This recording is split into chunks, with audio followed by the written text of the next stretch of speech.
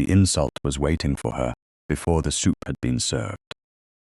London, 1857, had perfected many forms of cruelty, but none so elegant as a place card written in a fine hand and set where every guest might pretend not to see it.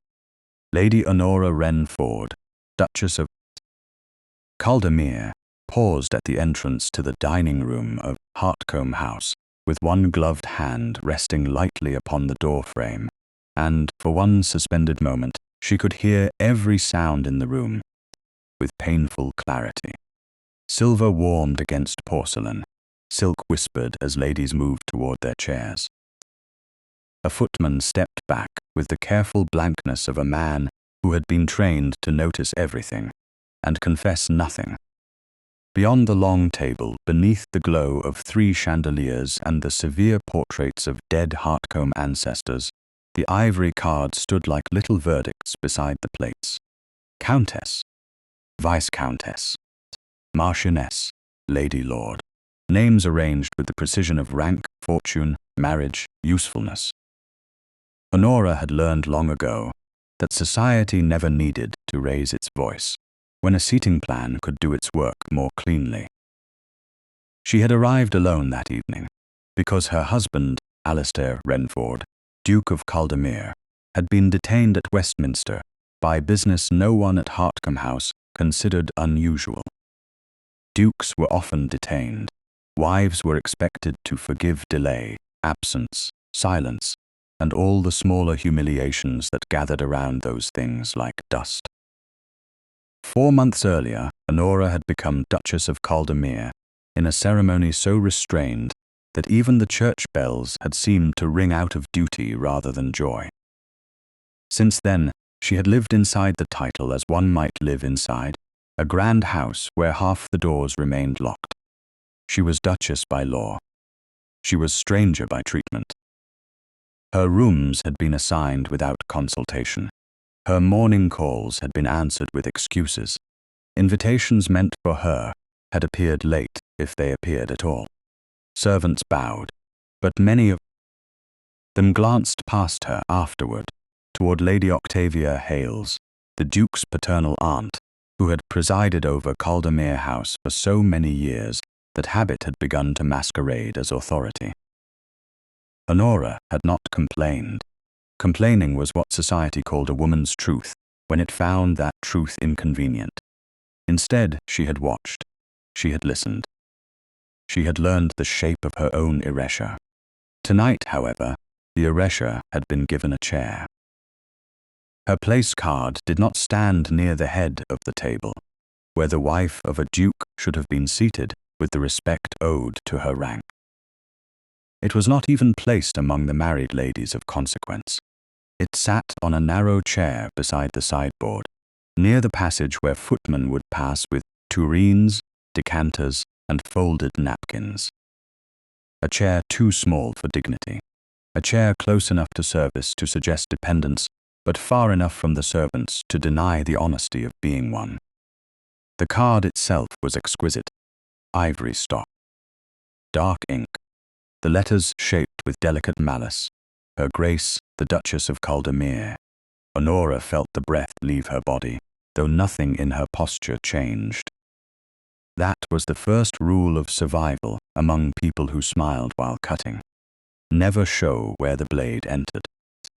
Lady Octavia Hales stood 2 places away, resplendent in black silk and old pearls, her silver hair arranged with the discipline of a military campaign. She was not old enough to be harmless, and not kind enough to be dismissed. Her pale eyes moved from the card to Honora with faint satisfaction. "Your Grace," she said softly, so softly that only those nearest could hear, and everyone could pretend they had not listened. "I do hope you don't mind the adjustment. Hartcombe House is so crowded this season. It's quite difficult to know where everyone belongs." A small pause followed. Not silence exactly, something worse. The room continued breathing around them, but more carefully. Honora looked at Lady Octavia, then at the chair. She understood the elegance of the trap. If she protested, she would be called proud. If she sat, the insult would become precedent. If she left, she would be dramatic. If she smiled, they would say she accepted it.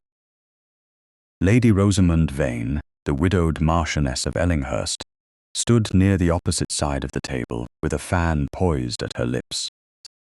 She had the kind of beauty that depended upon witness, all pale shoulders, amber hair, and eyes that never rested unless someone important was watching.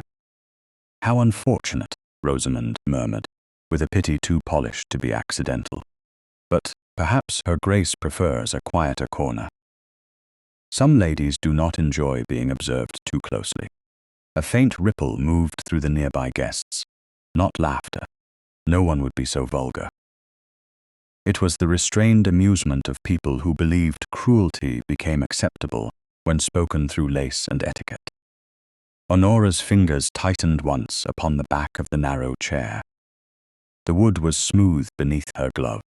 She imagined, absurdly, that the chair knew it had been chosen as an accomplice. Her gown was pale blue silk, modestly cut, and carefully mended at the inner hem where no one should notice. Her mother's seed pearls rested at her throat. She had dressed as a duchess that evening, not from vanity, but from obedience to a role everyone insisted she had not yet earned. She had entered with lowered expectations and a steady heart. Yet there, beside the sideboard, she felt the old familiar shrinking begin. It had started in her girlhood, at dinners where her usefulness mattered more than her happiness. It had continued through years of being praised for being sensible, which was often society's word for a woman who had learned not to ask for tenderness. Then marriage had come, grand in title and cold in practice, and everyone had assumed she should be grateful. A duchess, after all, had no right to loneliness. "It is very kind of you to be concerned," Honora said.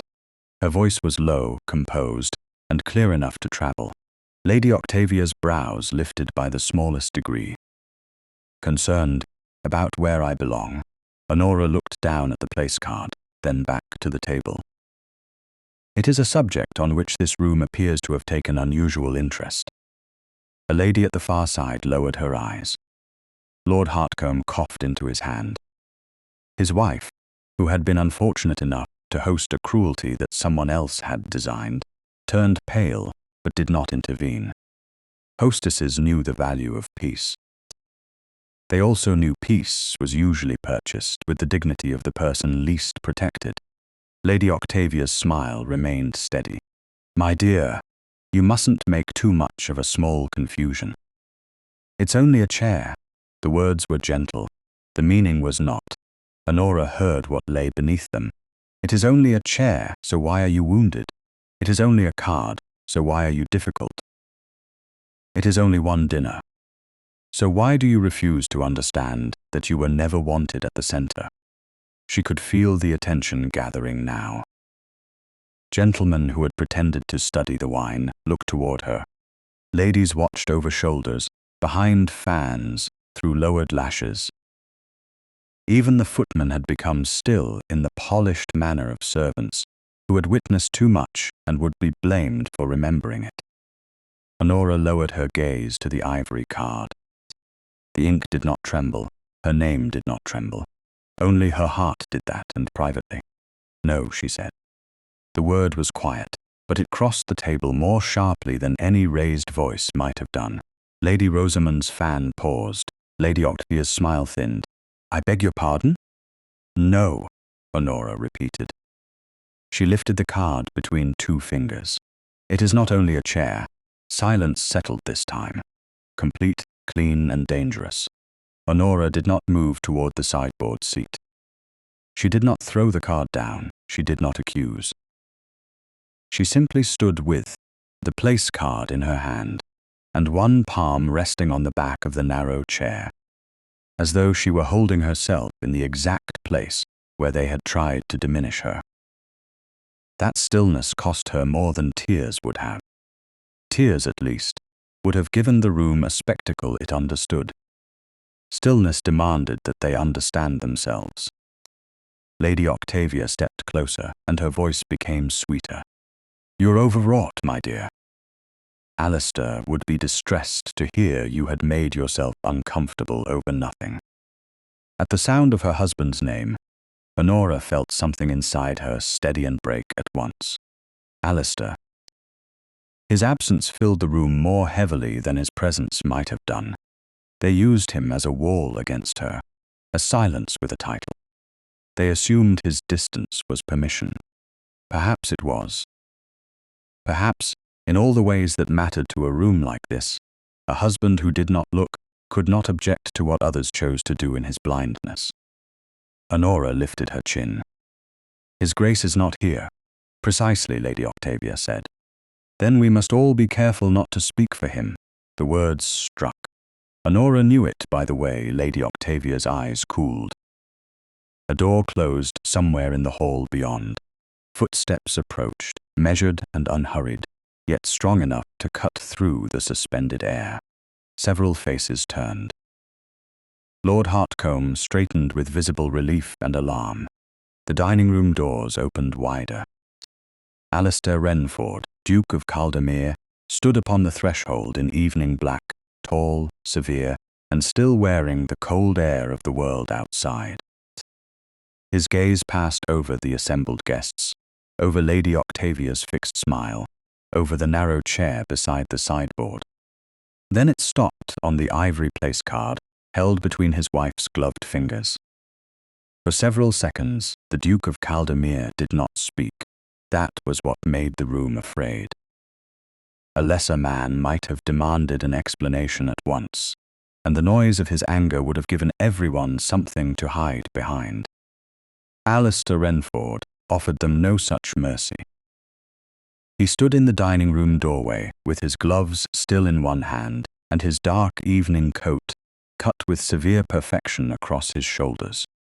His gaze remained fixed on the ivory card between Honora's fingers. Then it moved to the narrow chair beside the sideboard, to the path where the footman waited with lowered eyes, and finally to his aunt. Lady Octavia Hales did not curtsy. She inclined her head by the smallest degree, as though greeting a nephew, rather than acknowledging the highest rank in the room. "Alistair," she said, "warm enough for the guests and sharp enough for him. You have arrived at a most awkward moment." "So I see." His voice was low. It carried. Honora felt every person at the table listening without admitting to it. She had expected, if he came at all, that he would look first at her face. He did not. He looked at the evidence, the chair, the card, the distance between where she should have been and where she had been placed. That attention unsettled her, more than indifference would have done. Indifference she knew how to survive. Observation was dangerous. It might require an answer from them both. Lord Hartcombe made a strained movement from the head of the table. "Caldermere, my dear fellow, there seems to have been a small confusion in the arrangements. Nothing that cannot be corrected, I am sure." "A small confusion," Alistair repeated. He stepped into the room. The sound of his shoes against the polished floor was quiet, yet the guests seemed to make way before he reached them. No one instructed them. Rank did its work without speech. Lady Rosamond Vane lowered her fan and smiled with an almost tender regret. "It appears Her Grace misunderstood an innocent matter." Such things do happen in crowded houses. Honora's fingers tightened around the place card, though she did not crush it. She had not misunderstood. That was the oldest cruelty of polite society, to wound a woman and then call her confusion the cause of blood. Alistair turned his head toward Lady Rosamond. He did not bow. "Does it?" The two words were not loud, but they made her color change. Lady Octavia moved at once, smoother than anyone else in the room. "My dear boy, the servants must have mistaken the final plan. I assure you, no one intended discourtesy. Your wife was simply placed where there was room." "Where there was room," he said. His gaze returned to the chair. Honora wished suddenly that he would not look so carefully. She had endured the insult by making herself still around it. His scrutiny made it vivid again. The narrow seat, the sideboard, the invisible line between guest and service. Alistair held out one hand. "May I?" For one foolish instant, Honora thought he meant her hand. Instead, his eyes rested on the card. She gave it to him. Their gloves brushed. The contact was brief, proper, almost nothing. It passed through her like a question she had not prepared to answer. Alistair lifted the card and read the inscription. His expression did not change. "Her Grace," he said, each word clear, "the Duchess of Caldermere." The room held its breath. A young lady near the fireplace looked down at her plate, though no food had yet been served. A footman swallowed and then became stone again. Lady Octavia's eyes sharpened. Precisely. Her name was written correctly, at least. One must give the servants credit for that. No servant in this house decided where to place my wife. Silence fell so completely that Honora could hear the faint hiss of candle wax above them. Lord Hartcombe looked as though he would have preferred to be anywhere in England, including in debt. His wife pressed her lips together and stared at the table. Lady Octavia's smile survived, but only as a shape. "You are overtired, Alistair." Parliament does make men suspicious. Parliament teaches a man to recognize design when it has been hidden beneath procedure. He turned the card slightly between his fingers. This is not carelessness. Carelessness would have misspelled her name. Carelessness would have placed her one chair too low. This placed her beside the sideboard. No one answered. Honora felt a strange heat behind her eyes and fought it back with the discipline of years. She did not want gratitude to make her weak.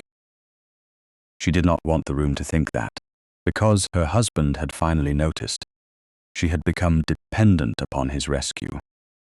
But there was a part of her, quiet and exhausted, that had been waiting for someone with power to say the insult was real. Not unfortunate, not awkward. Real. Lady Rosamond attempted a light laugh. "Surely we needn't turn a dinner into a tribunal." Alistair looked at her again. "No. A tribunal would require more patience than I presently possess." Her fan snapped shut. Lady Octavia's voice lowered. "Take care. You are making a spectacle of your wife." The words reached Honora before they reached him. There it was, the warning dressed as concern. If he continued, the scandal would be blamed on her.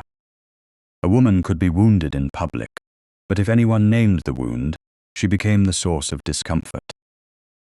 Honora opened her mouth, intending to release him from the obligation, or perhaps to release herself from the weight of his defense.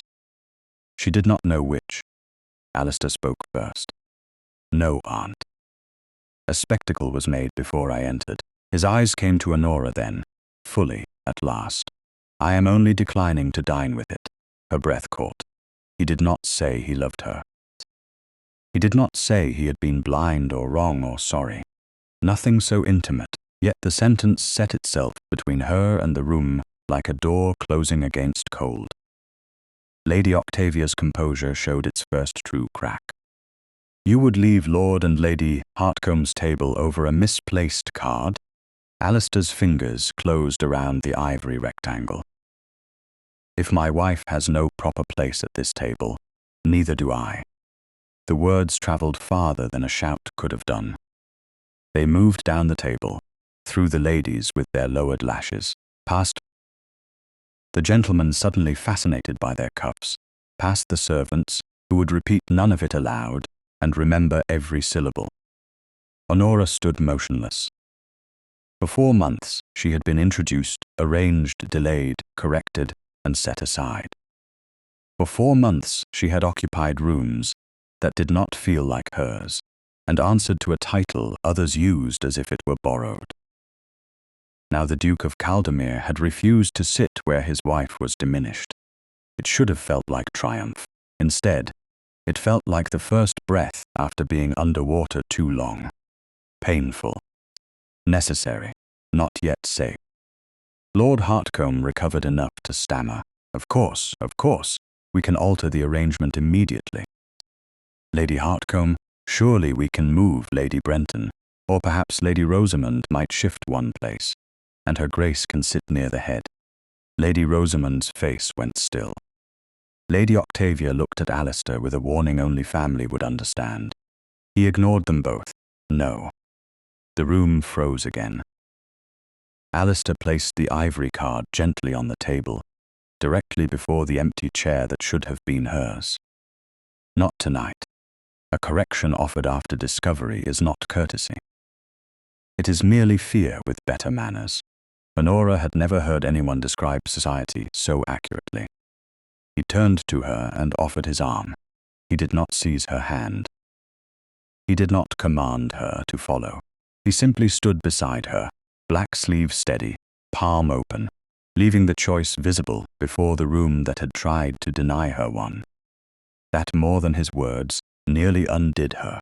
She looked at his arm, then at the card, then at Lady Octavia, who watched with eyes like polished steel. Honora understood that if she accepted, the story would rush through London before midnight. The neglected Duchess, the insulted chair, the Duke walking out of dinner before the soup. People would choose sides, because society loved nothing so much as moral judgment when it required no moral courage. But if she refused, she would be returned to the sideboard by another name. Honora placed her gloved hand on Alistair's arm. "Thank you, Your Grace," she said. Her voice did not tremble. In his eyes, something shifted. Not softness, exactly. Recognition. "Shall we?" he asked. "Yes," she answered. "Let's." The contraction slipped out so quietly that only he could hear it. And for the first time that evening, his mouth almost moved toward a smile. Almost, he led her from the dining room, but she did not lean upon him. She walked beside him. Every step took her past the faces that had watched her humiliation bloom and now watched it turn back upon them. No one spoke. At the threshold, Honora looked once over her shoulder. Then the doors closed behind them. The noise of the dining room vanished. The hall outside was cooler, dimmer, lined with portraits and winter flowers. Honora withdrew her hand from Alistair's arm as soon as propriety allowed. He noticed. Of course he noticed now. A footman hurried ahead to call for the carriage. For a few moments, husband and wife stood together beneath a gilt mirror that reflected them as strangers arranged side by side. Alistair still held one glove in his left hand. Honora still felt the shape of the chair in her bones. "Honora," he said. It was the first time that evening he had used her Christian name. She looked at him through the mirror rather than directly. "Your Grace." A faint line appeared between his brows. "You need not call me that when we are alone." "Are we alone?" He glanced toward the servants, the staircase, the closed dining room doors. His answer did not come quickly enough. Honora turned to face him. The calm that had carried her through the dining room began to sharpen into something harder. "Tonight you saw the chair," she said. "I have been sitting in it for 4 months." His face changed then. Not dramatically. Alistair Wren-ford did not give away enough for drama. But something in him stilled, and this time the silence belonged not to the room, but to guilt. Outside, carriage wheels sounded over the stones. Inside, the door to the dining room remained closed. Holding behind it, all the people who had learned too late that a small ivory card could become a scandal when the right man finally chose to read it.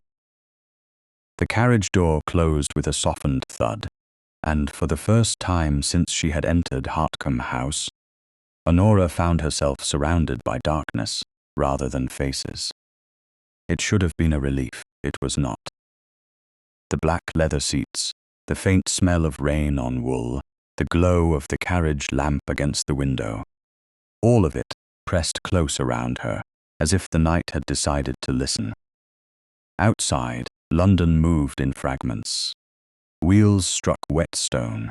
A horse snorted. Somewhere beyond the glass, another carriage passed with laughter spilling from within, careless and bright.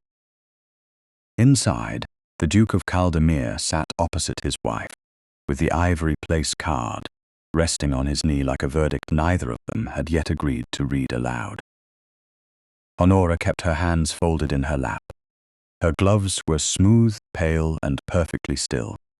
She had learned that still hands could lie for a woman when her heart could not. Alistair looked down at the card for a long moment before he spoke. "Why did you not tell me?" The question was quiet. That made it worse. A shouted accusation might have allowed her to become angry. This sounded almost like pain. Honora turned her face toward the window, where her reflection appeared over the blurred lamps of Mayfair. She looked composed there, a duchess in blue silk. A woman rescued from a dining room insult by a husband powerful enough to turn every whisper into caution. The reflection did not show the 4 months before that evening. It did not show the doors closed politely in her face. "Tell you what?" she asked. "That my aunt had taken liberties." Liberties. Honora repeated the word because it was too small to hold the truth. "Is that what we shall call it?" His jaw tightened. "I am asking plainly. Then I shall answer plainly. A wife should not have to submit a petition to be treated as if she belongs in her husband's house." The carriage gave a slight jolt as it turned. Alistair's hand closed around the edge of the card. Honora noticed, because she had begun noticing everything in Caldermere House, which servants looked toward Lady Octavia before obeying. Which invitations arrived too late for acceptance, which letters were placed upon the salver, and which ones seemed never to exist until someone mentioned them after the fact. A woman became observant when she was made powerless. It was the only occupation society left her. "What has happened?" he asked. "Not tonight. Before tonight." She looked at him then. His expression remained controlled, but his eyes had changed. They were no longer the cold grey of a man assessing a room from a distance. They were fixed upon her as if she had become the room itself. "My first week at Caldermere House," Honora said. "I asked Mrs. Vale whether the yellow drawing-room might be opened for morning calls. She told me Lady Octavia preferred it closed until the house settled. Mrs. Vale should have asked you. She did not. In the second week, Lady Barstow called.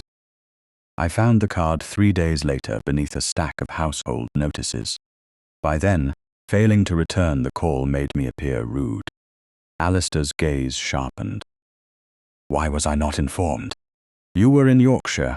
A letter would have reached me. Not mine, apparently."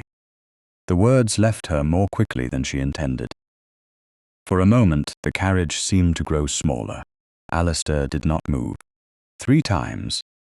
"I received 1 letter from you, then 2 were lost." She paused, or misplaced. "That is the gentler word, I believe." The wheels rolled on. The silence between them was not empty now. It was filling with all the things he had not seen. Honora could almost hear them taking shape.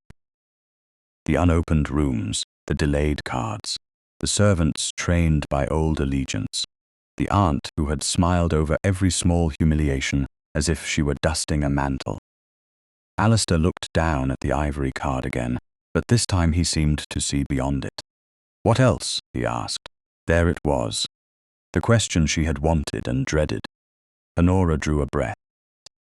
"At breakfast, the first month, Lady Octavia corrected me in front of the housekeeper for ordering fresh flowers in the blue parlour. She said the late Duchess disliked flowers there. My mother has been dead 12 years. Yes, and you were expected to honour a preference no one mentioned until you contradicted my aunt. That is one way to describe it."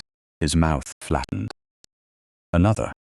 I was being taught that my decisions required permission from a dead woman and a living aunt. His eyes lifted to hers. For the first time, something like grim admiration crossed his face. It came and went quickly, but Honora saw it. The sight unsettled her. She did not want to be admired for having endured what should never have been asked of her. There were dinners, she continued, not as open as tonight. A seat one place lower than expected.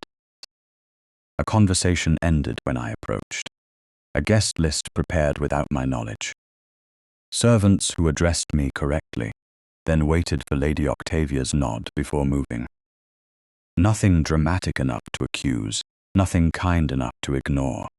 Alistair leaned back slowly, as if the upholstery behind him had become less solid. I left you in that house. You gave me a title and then returned to the work that mattered to you. She did not say it cruelly. That made the sentence harder. I do not think you meant to abandon me. I think you assumed the name Caldermere was protection enough. His eyes closed for a heartbeat.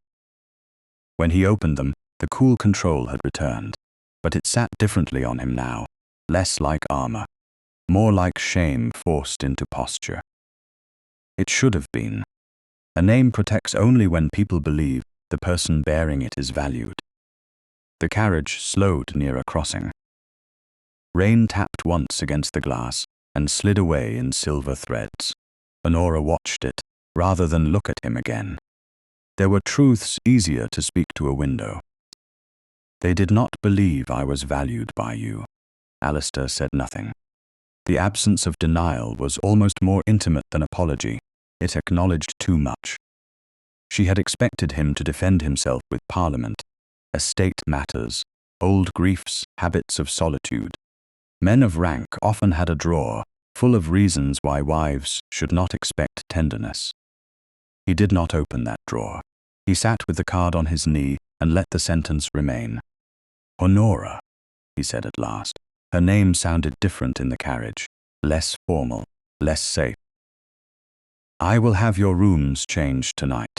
The Duchess's apartments will be opened. Mrs. Vale will be instructed. My aunt will no longer direct the household. She turned from the window. That is efficient. A faint shadow passed over his face. It is necessary. Necessary things can still be incomplete. Then tell me what would be complete. It was a dangerous invitation. A younger woman, or a more hopeful one, might have asked for affection. A foolish one might have asked whether he cared. Honora asked for what she could bear to need. I will not be hidden while you repair what should have been right from the beginning.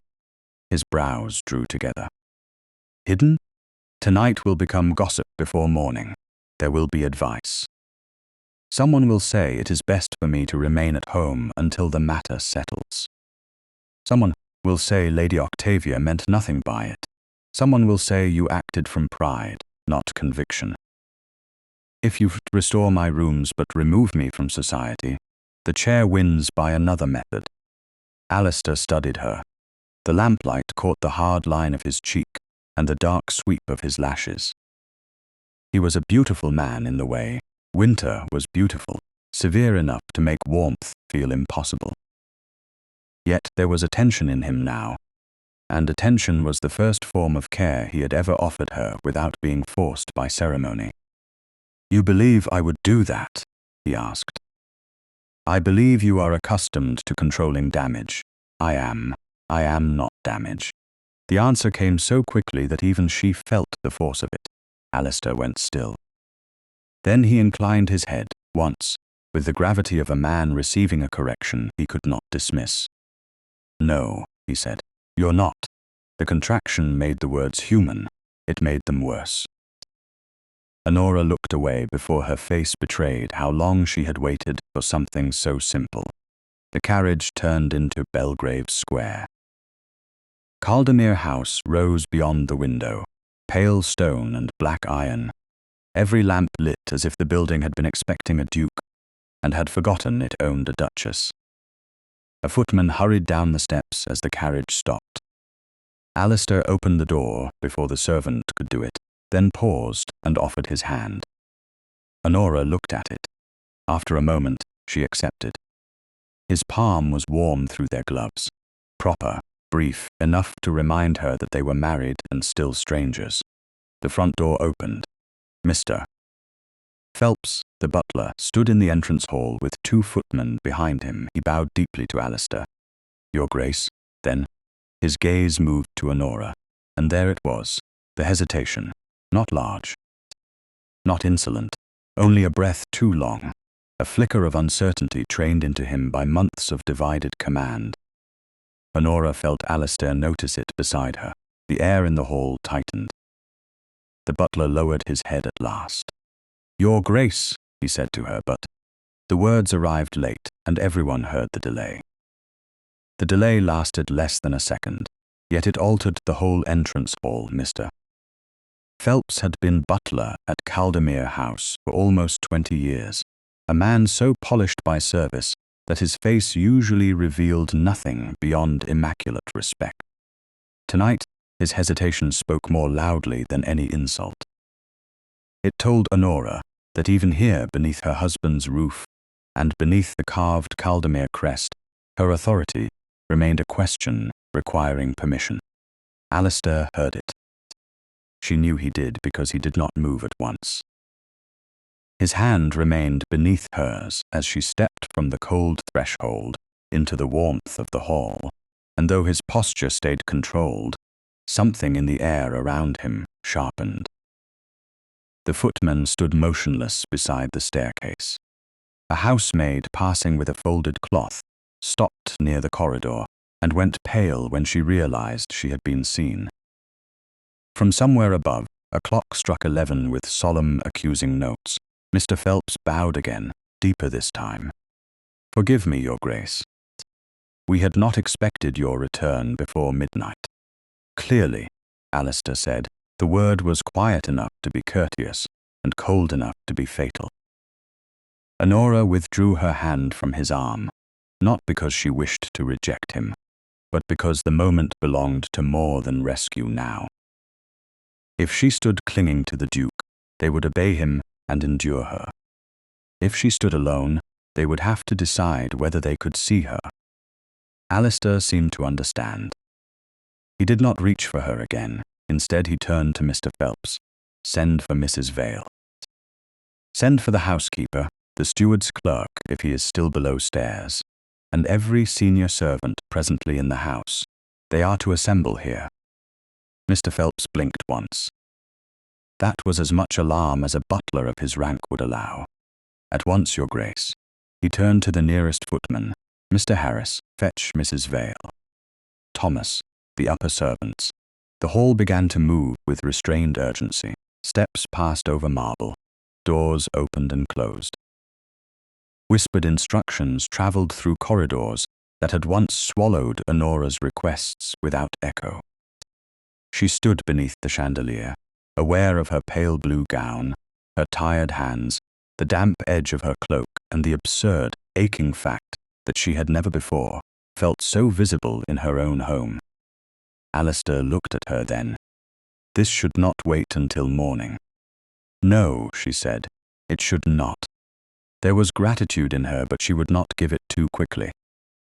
Gratitude could become another chain, if offered to a man for doing what justice already required. Within minutes, the senior household gathered. Mrs. Vale, the housekeeper, appeared in dark grey, with her keys at her waist, and anxiety held tightly behind proper features. The cook stood near the passage, broad-faced and uncertain. Mr. Phelps returned to his position near the foot of the stairs.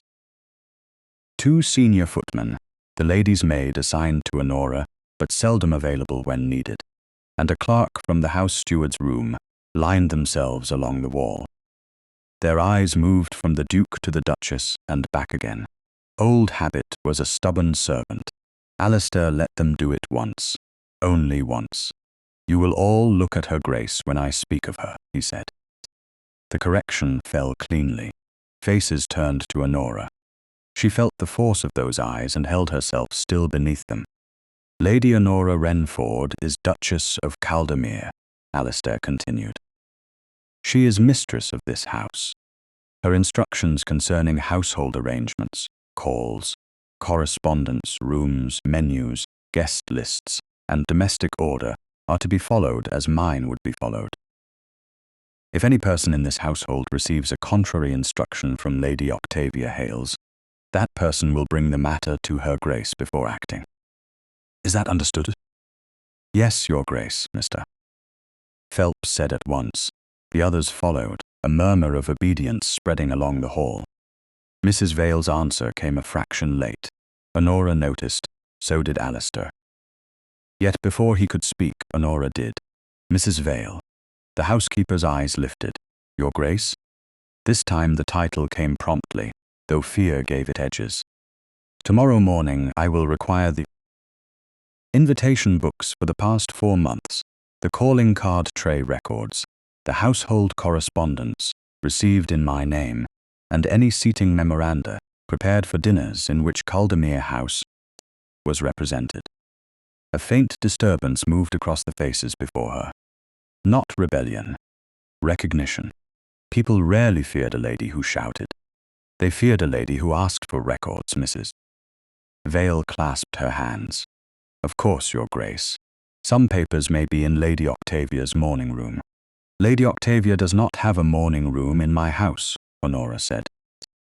The sentence surprised even herself, not because it was untrue, but because she had said it without tremor. Alistair turned his head toward her, and in his eyes she saw not displeasure, but something far more difficult to bear. Approval. Mrs. Vale swallowed. No, Your Grace. I meant the room Lady Octavia has used when in residence. Then you will have the papers brought from there as well. Yes, Your Grace. Alistair addressed them once more. No invitation, letter, or card addressed to the Duchess is to be opened, delayed, answered, removed, or redirected by any person except her Grace herself, or by her express instruction. Any failure in this will be treated as a failure of service to me. The last words settled the matter. It was one thing to slight an uncertain Duchess. It was another to be in disfavor with the Duke. The household understood the difference, and Honora hated that they did. Yet she also knew power had to be used where moral sense had failed. Alistair dismissed them. They bowed to him, then to her. This time no one hesitated. When the hall emptied, Honora remained where she stood, feeling the night catch up with her. You have made them afraid, she said. They should have been afraid sooner, of me, of doing wrong. She looked down, and the faintest bitterness touched her mouth. Wrong is often difficult to identify when it wears family pearls. He did not answer at once. My aunt will come tomorrow. I assumed she would. She will not accept this. Honora looked toward the staircase, where the shadows of the banister fell like bars against the wall. No, she will. Call it disorder. It is not. To those who benefit from confusion, clarity always looks like rebellion. For the second time that night, he looked as if she had struck him without raising a hand. But before either of them could speak further, Mrs. Vale returned, carrying a small silver tray with a neat stack of cards and folded notes. Forgive me, Your Grace, she said, and this time she looked at Honora first. These were in the lower drawer of the writing table in the room Lady Octavia has used. I thought perhaps they should be brought at once. Honora stepped forward and took the stack. The top card bore Lady Barstow's name. Beneath it were 3 more calling cards, 2 invitations, and a sealed note from a countess, who had later cut Honora at a musicale for failing to respond. Her chest tightened, but her voice stayed level. Thank you, Mrs. Vale. You may leave them in the blue parlor tomorrow morning with the rest. The housekeeper curtsied and withdrew. Alistair stared at the stack in Honora's hands. Those are yours. They were. Honora. There was apology in the single word. She could not take it yet. Not before she understood the full shape of what had been done. Tomorrow, she said. We will see how many. The next morning, Lady Octavia arrived before noon in a carriage dark as a threat and entered Caldermere House without waiting to be announced. She wore deep violet silk and a lace veil pinned to her bonnet. mourning no one but implying that someone had died of impropriety. Mr. Phelps, now very careful, announced her in the front drawing-room, where Honora sat beside a table covered with ledgers, calling cards, and bundled correspondence. Alistair stood near the mantel. He had not gone to Westminster. That fact alone made Lady Octavia pause.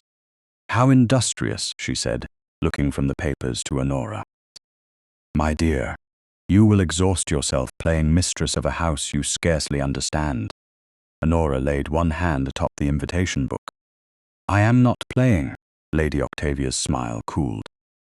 "Alistair, surely you do not intend to encourage this unfortunate mood. After last night, restraint would be wiser." "Restraint was used against my wife for 4 months," Alistair said. "We are trying accuracy now." Lady Octavia's gaze flicked toward him. For a moment the aunt vanished and the strategist remained. "I kept this house while you were absent. I preserved your mother's standards. I protected your name from disorder. You maintained influence that was never yours by right." The words were not loud. They landed anyway. Honora opened the invitation book to a marked page. "Lady Octavia, can you explain why 3 invitations addressed to me were entered as received, but never placed in my hands? Servants mislay things, and why 2 replies appear to have been sent in my name, declining dinners I was never told of?" The room changed. Lady Octavia did not. A new duchess is easily overwhelmed. "I may have spared you obligations beyond your experience." "You mean you answered for me?" "I mean," Lady Octavia said, "that Caldermere House cannot be handed to a young woman simply because a ceremony placed a title before her name." Alistair's voice cut in. Careful, Honora did not look away from Lady Octavia. "No, let her finish. It is useful to hear the truth without lace over it." Lady Octavia's eyes narrowed. Then she turned toward the papers and saw the small folded memorandum half hidden beneath the invitation book. For the first time, her composure faltered. Honora noticed the movement and drew the paper free. It was a seating note written in a slanted hand, undated but unmistakably deliberate. Several names had been crossed out and rearranged. Near the lower edge, beside her own name, someone had written 5 words in dark ink. "Place Her Grace beneath notice." Honora felt the room fall away for one cold second. Alistair moved toward her, but she lifted a hand to stop him. She did not want the paper taken from her. Not yet. Lady Octavia said nothing. That was answer enough. Honora folded the memorandum once, carefully, and laid it on the table between them. "How very clarifying," she said.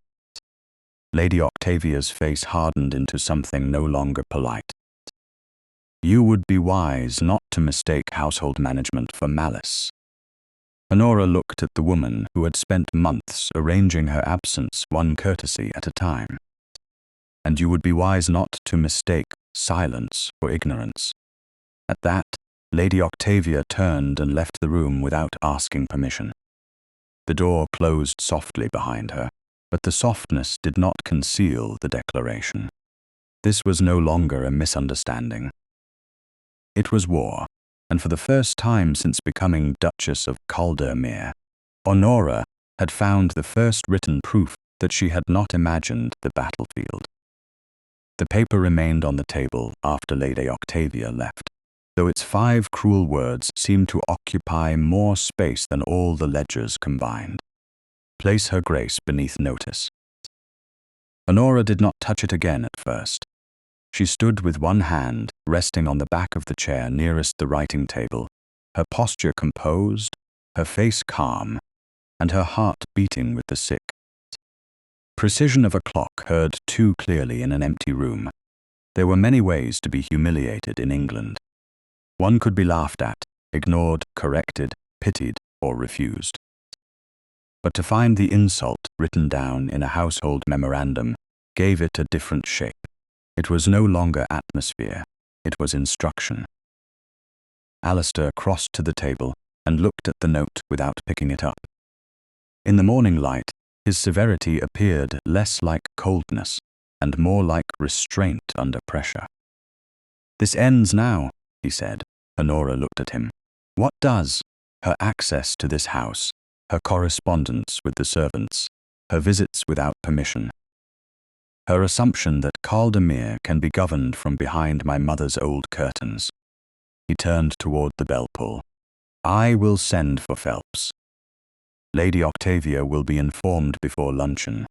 No, his hand stopped. The word had come from her quietly, but it held. He turned back. "No, not yet. Honora, she wrote an instruction to diminish you in your own household." "Yes." She lifted the memorandum at last and studied the hand. It was elegant, slanted, and careful, with the kind of discipline a woman used when she had spent years making malice look like management. "That is why we should not give her the pleasure of escaping through indignation." His brows drew together. "You think I should allow her to continue. I think you should not mistake one piece of paper for the whole pattern." She placed the note beside the invitation book. "If you confront her now, she will say it was an old-fashioned phrase, poorly chosen. She will say I misunderstood.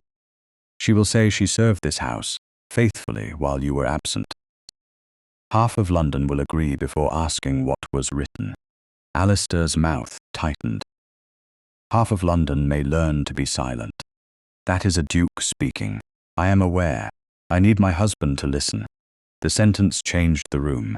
It surprised them both. Honora saw it land in him, saw his anger pause at the threshold of command. His gaze did not soften, but it steadied upon her as if he had chosen, deliberately, not to step in front of her. "Then I am listening," he said.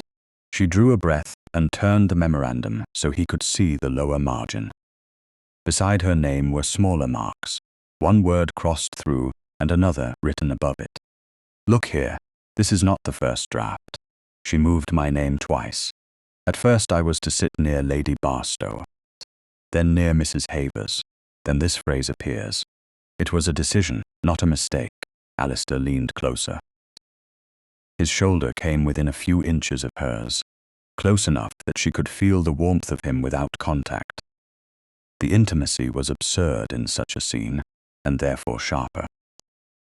They had been married 4 months, yet this was the first time they had bent over the same table, with a purpose that belonged to them both. "Below salt," he murmured, reading another notation half hidden beneath the fold. She used that as well. A phrase from another age, an ugly one, yes, but useful to her because it can be dismissed as archaic rather than vicious. Honora touched the edge of the paper. That is how she works. Nothing is direct enough to condemn. Everything is suggestive enough to wound. And you learned this in 4 months. I learned parts of it before I came here." He looked at her then, truly looked, and she felt the old instinct to deflect. She had never cared to make a performance of hardship. It invited either pity or disbelief, and both were exhausting. Yet if they were to find the pattern, he needed to know why she recognized it. She moved to the side table where more account books had been stacked and opened one to a page of household disbursements. "My father was not a careful man." Alistair remained silent. He was not cruel. That would almost have been simpler. He was charming, generous, and completely unsuited to arithmetic. By the time I was 17, our estate books were a polite disaster. Bills folded beneath letters, tenants paying late because no one had sent reminders, a steward who knew no one was watching. "You managed them, I learned to, at 17. Earlier, if counting." The silver before creditors arrived is considered instruction. There was no bitterness in her voice, but memory drew a thin line through it. "I discovered that power in a household is not always held by the person with the title. It belongs to whoever controls information, who receives letters, who delays answers, who decides which account is urgent and which can be buried beneath lavender sachets." Alistair looked down at the invitation book. My aunt controlled information. Yes, and I allowed it because it was convenient. She did not contradict him. That was mercy and judgment together. He walked to the fireplace, though no fire was lit, and rested one hand on the mantel. For a moment, his face turned away from her, and she saw only the straight line of his back, the polished order of a man trained to master rooms and conceal wounds. When my mother died, he said, I was 24, and in no condition to concern myself with drawing rooms, menus, or calling cards. Octavia knew how the house was run. I left it to her. For 12 years, yes, habit became law. He turned back, and something in his expression had gone bleak. And when I married you, I expected habit to make room. Habit never makes room. It must be asked first, then ordered, then watched. The smallest movement crossed his mouth, not amusement. Recognition touched by regret. I should have asked who you were before I asked you to become my wife. The words were plain, but they entered her with dangerous gentleness. Honora lowered her gaze to the account book, because his face had become too difficult. You did not ask me. My uncle accepted your offer. You required a wife suited to your rank, and quiet enough not to embarrass you. I was presented as sensible. That is not why I chose you. The answer came too quickly. Her eyes lifted. Is it not? For once he seemed caught without the protection of a prepared response. No. Then why? The question should not have escaped. It belonged to a more private hour, to a marriage warmer than theirs, to a woman less skilled at being disappointed. Alistair looked at her across the table, with the household papers and the cruel memorandum lying between them like witnesses. Because, when your uncle spoke over you, you did not shrink. You let him finish, then corrected the figure he had misstated regarding your dowry, as if you were discussing the weather. I thought any woman who could do that in a room full of men might survive being Duchess of Caldermere. Honora stared at him. It was not a declaration. It was not tenderness. Yet it was a memory of her that did not reduce her to convenience. You never said so. I was not accustomed to explaining my reasons. That is not a virtue. No, he said quietly. I'm beginning to understand that. The contraction, soft and almost reluctant, made the admission feel less like politics and more like a man standing without armor for one breath. Honora closed the account book. She could not allow the moment to become too tender. Tenderness without repair was only another kind of hunger. Then understand this. If Lady Octavia is confronted before we gather more proof, she will survive it. She will weep for your mother, speak of tradition, and turn every record into an attack upon an old woman who only wished to preserve your house. She is not so old enough to claim it when useful. Alistair gave a short breath that might almost have been laughter, but it disappeared quickly. What do you propose? Honora sorted the papers into 3 neat piles. Invitations I did not receive. Replies sent without my consent. Seating notes with altered positions, we compare handwriting. We ask Mrs. Vale for every memorandum Lady Octavia left in the past 4 months. Quietly, we do not accuse, we collect. You sound like a magistrate. No. I sound like a woman who has been trained by ledgers and underestimated by relatives. His gaze held hers. Will you permit me to help? The question was unexpected, not command. Not strategy offered over her head, permission. She studied him, searching for pride disguised as humility, but found only controlled sincerity. Yes, she said.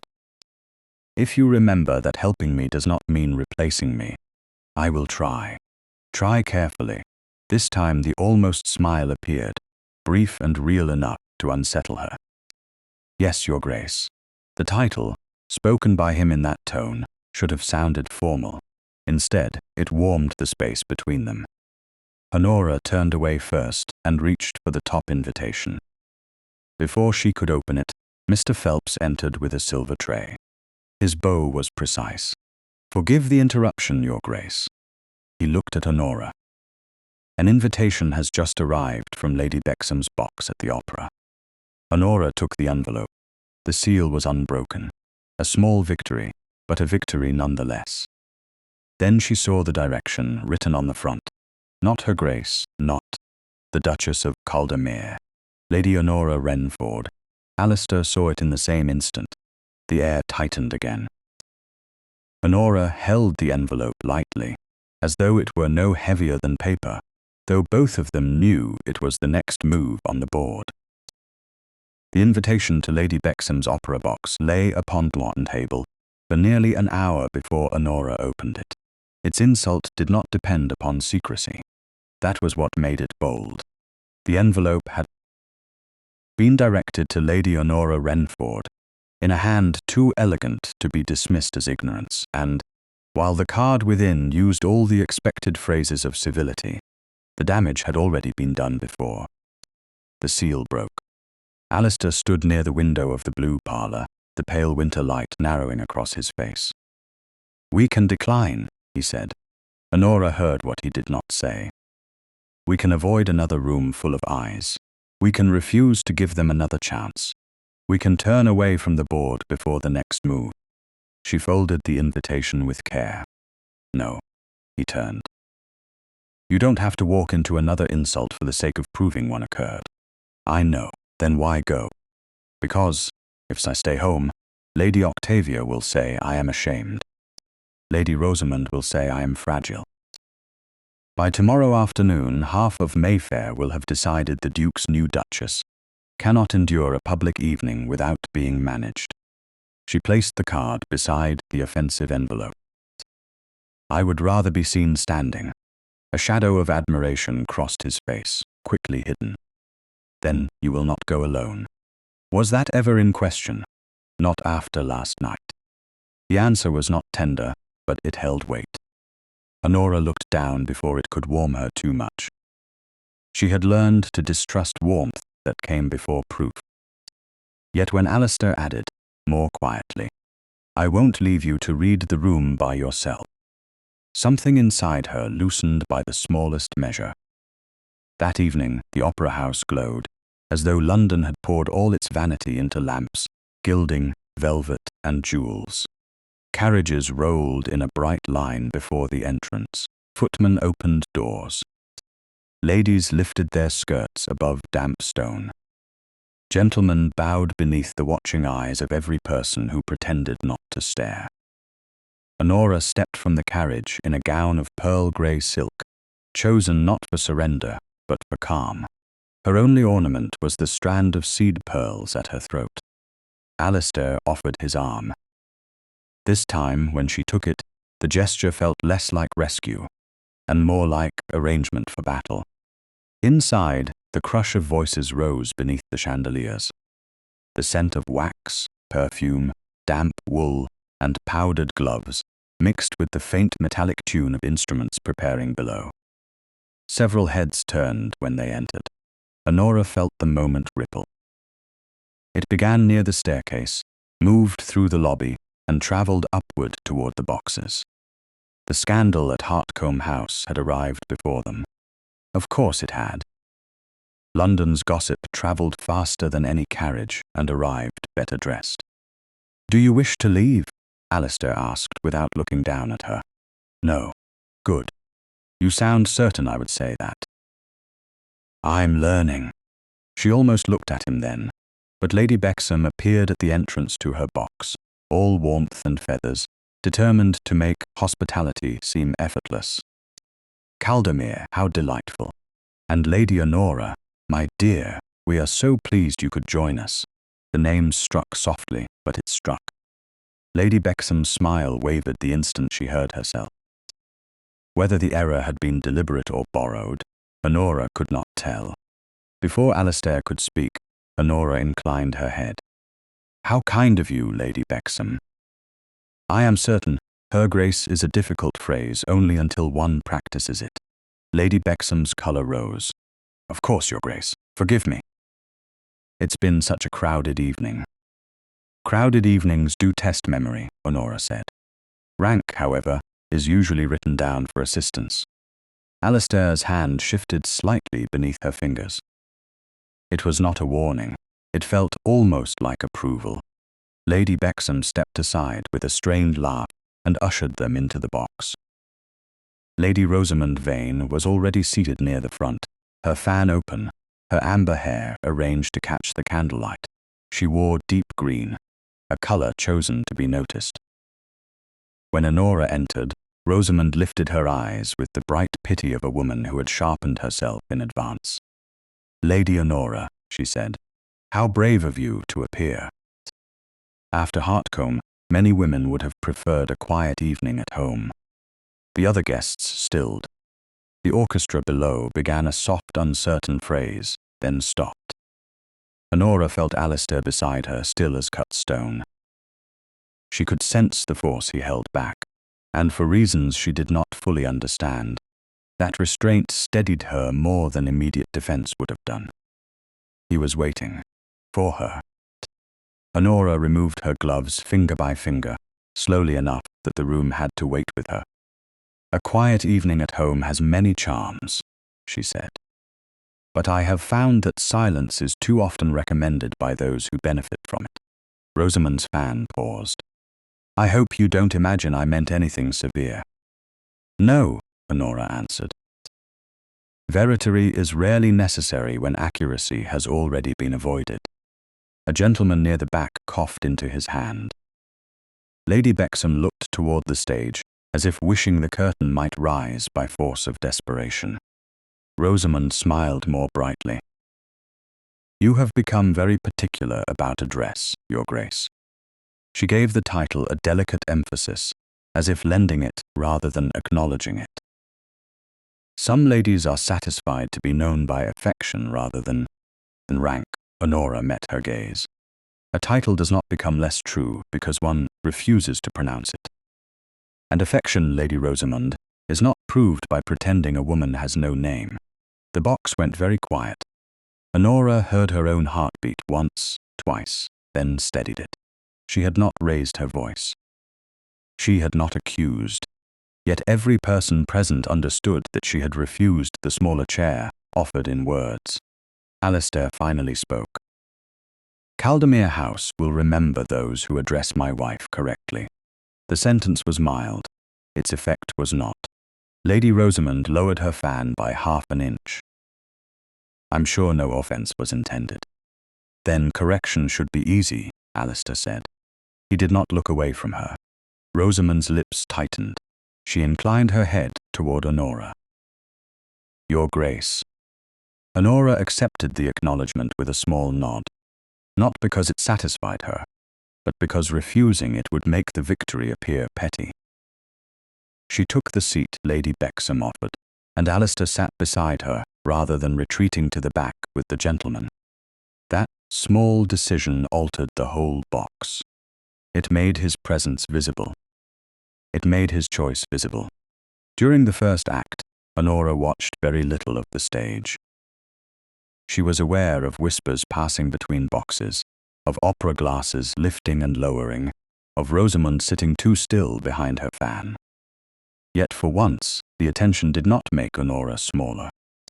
It pressed against her and found resistance. When the music swelled, Alistair leaned closer, his voice barely above the orchestra. "You answered before I could. Did you object?" "No." A pause. "I'm relieved." "Relieved?" "If I had spoken first, they would have said you were merely under my protection." Honora kept her gaze on the stage. "Am I not?" "Yes." His answer came without hesitation, but not merely. The word moved through her more quietly than music, and more dangerously. Not merely protected, not merely tolerated. Not merely a wife whose place must be corrected after discovery. She did not trust it yet, but she heard it. During the interval, Lady Bexham ordered refreshments, and guests flowed between boxes in the restless way society had when it wished to inspect damage closely. Lady Rosamond approached again, accompanied by two younger women, who watched Honora as if she were a cracked vase someone had placed in a cabinet of porcelain. I hear you are taking an interest in Caldermere House, Rosamond said. How ambitious, how necessary, Honora replied. A house should know its mistress, and does it? It is learning. Some houses resist change, only when change threatens the wrong people. Rosamond's eyes flashed. The younger ladies looked at their fans. Before Rosamond could answer, a slight draught came through the open door of the box. Honora suppressed a shiver too late. Alistair noticed. He had noticed too much recently. He rose, took the dark evening cloak from the chair behind him, and came to her side. He did not place it upon her at once. Instead, he paused, his hands holding the silk lining open, his eyes asking what his pride might once have assumed. The question was so small that no one else would recognize it. Honora did. Permission. She gave the slightest nod. He set the cloak around her shoulders with careful restraint, his fingers never touching bare skin, his posture proper enough for the harshest chaperone, and intimate enough to silence the three women before them. Thank you, she said. It's a cold box, he replied. Rosamond looked from the cloak to Alistair's face, and whatever she saw there cost her the next insult. She made a graceful excuse and withdrew. Honora watched her go. She expected you to tire of this. Of what? Correcting people. They may tire before I do, and if they do not, he looked toward the opposite boxes, where faces turned away too quickly. Then they will have many opportunities to practice. For the first time that night, Honora nearly smiled. The expression did not fully form, but Alistair saw the beginning of it, and his gaze lingered with a quietness that felt almost like surprise. When the final curtain fell, Lady Bexham addressed Honora by her proper title twice. Others followed, not warmly, not sincerely perhaps, but correctly. Honora understood the difference, and for now correctness was enough to build upon. In the carriage home, with the cloak still around her shoulders, she looked at the opera invitation lying beside her reticule. I shall host a dinner, she said. Alistair turned from the window. Soon, next week, for whom widows, impoverished gentlewomen? Those society remembers only when it wants to feel charitable. At Caldermere House? Yes. Her hand rested on the folded invitation. And I will choose every seat myself. Alistair studied her in the dim carriage light. Then Caldermere House will be ready. Honora looked out at the passing lamps. The words should have felt like support. Instead, they felt like a challenge accepted by two people who had not yet learned how to trust each other, but had begun at last to stand on the same side of the door. By the following Thursday, Caldermere House had learned to move around Honora with a new and cautious respect. It was not affection yet. She did not require affection from a household that had been trained for 12 years to look elsewhere. But the invitation book was brought when she asked for it. The menus were placed before her, before Lady Octavia's opinion could arrive by messenger. The blue parlour was opened, aired, and filled with pale hothouse flowers because Honora had ordered it, and no one mentioned the late Duchess. The dinner she planned was modest by London standards, which meant only 20 guests, 2 courses fewer than fashion preferred, and enough candlelight to make restraint appear elegant rather than economical. Its purpose was charity, or so the printed cards said. Honora had invited several widows of officers, 2 impoverished gentlewomen, who earned their bread through needlework while pretending not to, and a handful of great ladies whose presence would make generosity respectable. At the top of her list, written in her own hand, was Miss Lydia Shaw. The name had caused Mrs. Vale's brows to lift, though the housekeeper had been wise enough not to question it. Lydia Shaw had once been Honora's governess, and before that, the daughter of a clergyman with little money and excellent Latin.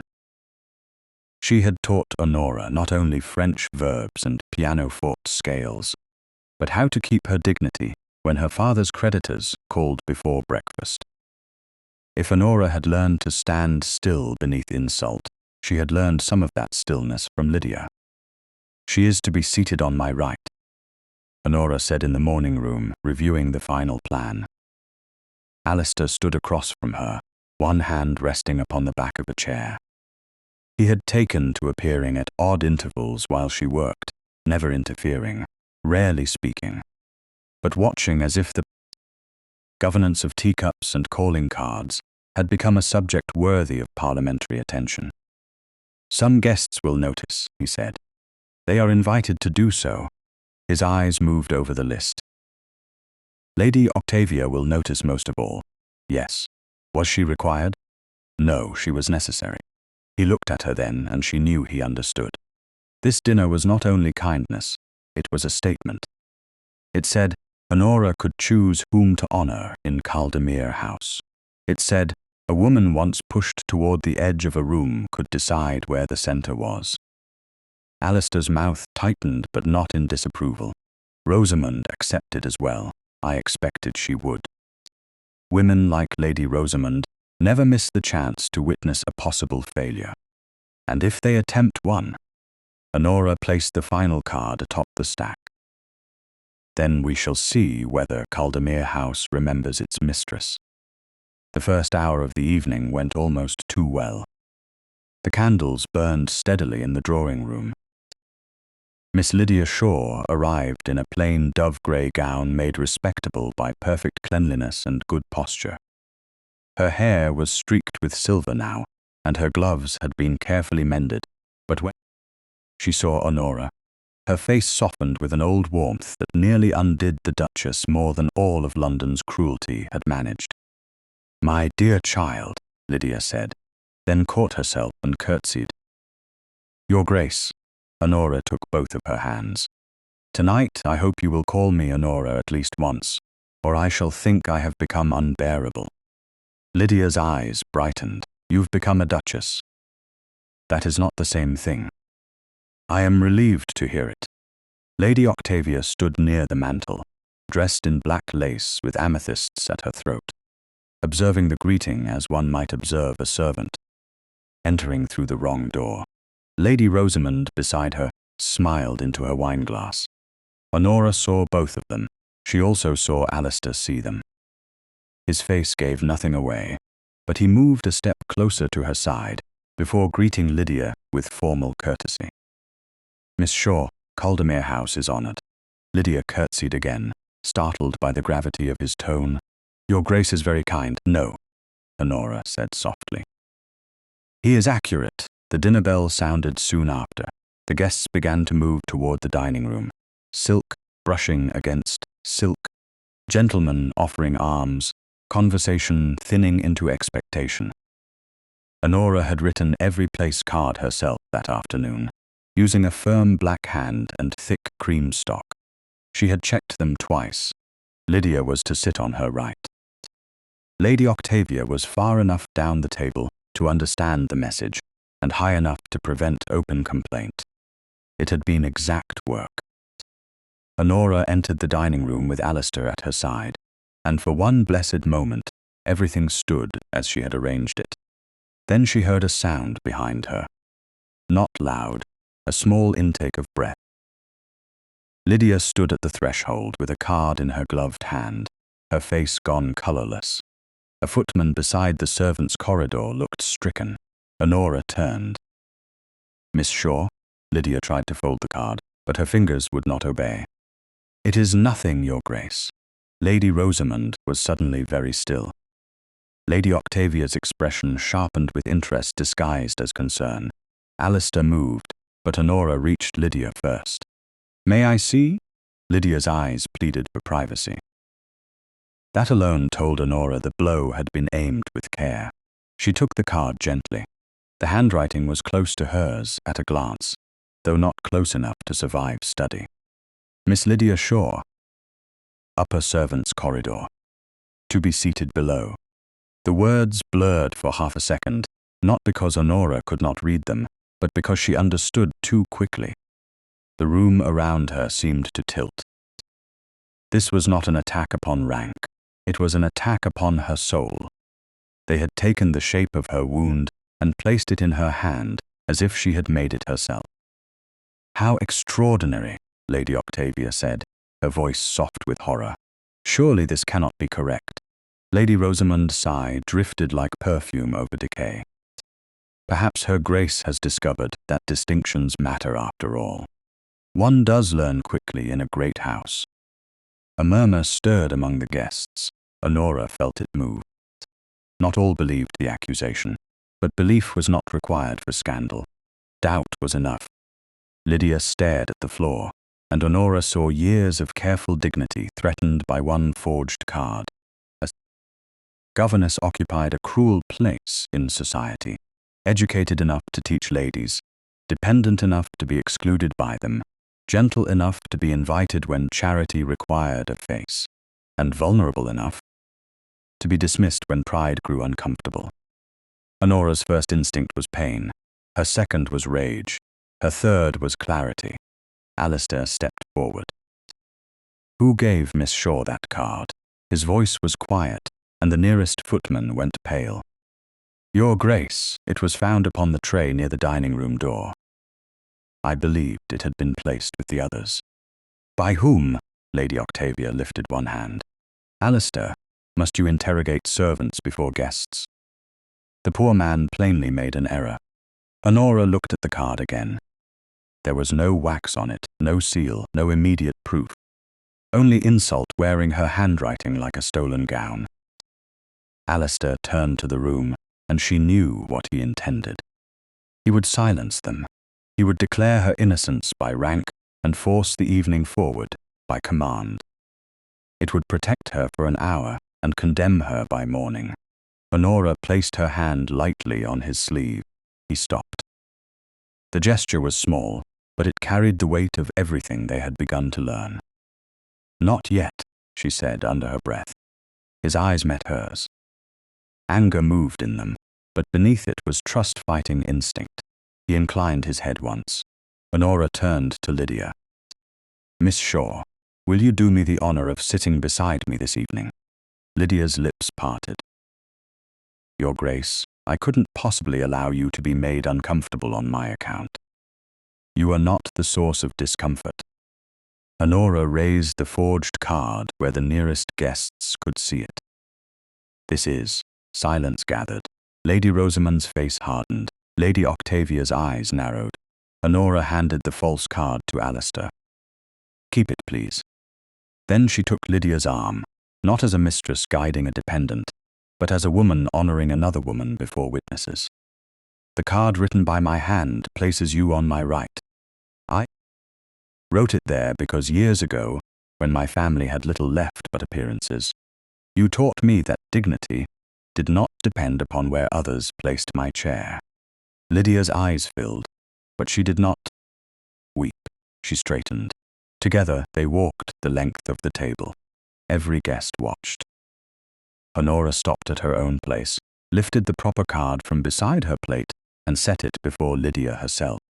"Here," she said, "where I intended you to be." For a breath, no one moved. Then Alistair came to the head of the table and stood behind his chair. "Dinner will proceed," he said. "Those who find Her Grace's arrangements difficult may leave before the soup." No one left. That was the power of a duke, but the moment belonged to Honora. She sat with Lydia beside her, feeling the heat of scandal in every glance, and the cold promise of war from the far end of the table where Lady Octavia watched over folded hands. By the time the first course was served, London had already been given a new story to carry. Not of a duchess insulted by a chair, but of a duchess who, having suffered insult, had dared to seat a governess beside herself. And somewhere in that careful, candlelit room, Honora understood that the forged card had not been meant only to shame her. It had been meant to make her look cruel. That was far more dangerous, and the night was not yet over. By morning, the forged card had travelled farther than any guest who had held it. It moved through Mayfair in whispers, in folded notes, in drawing rooms where ladies pretended to be shocked before asking for every detail, and by noon it had hardened into print.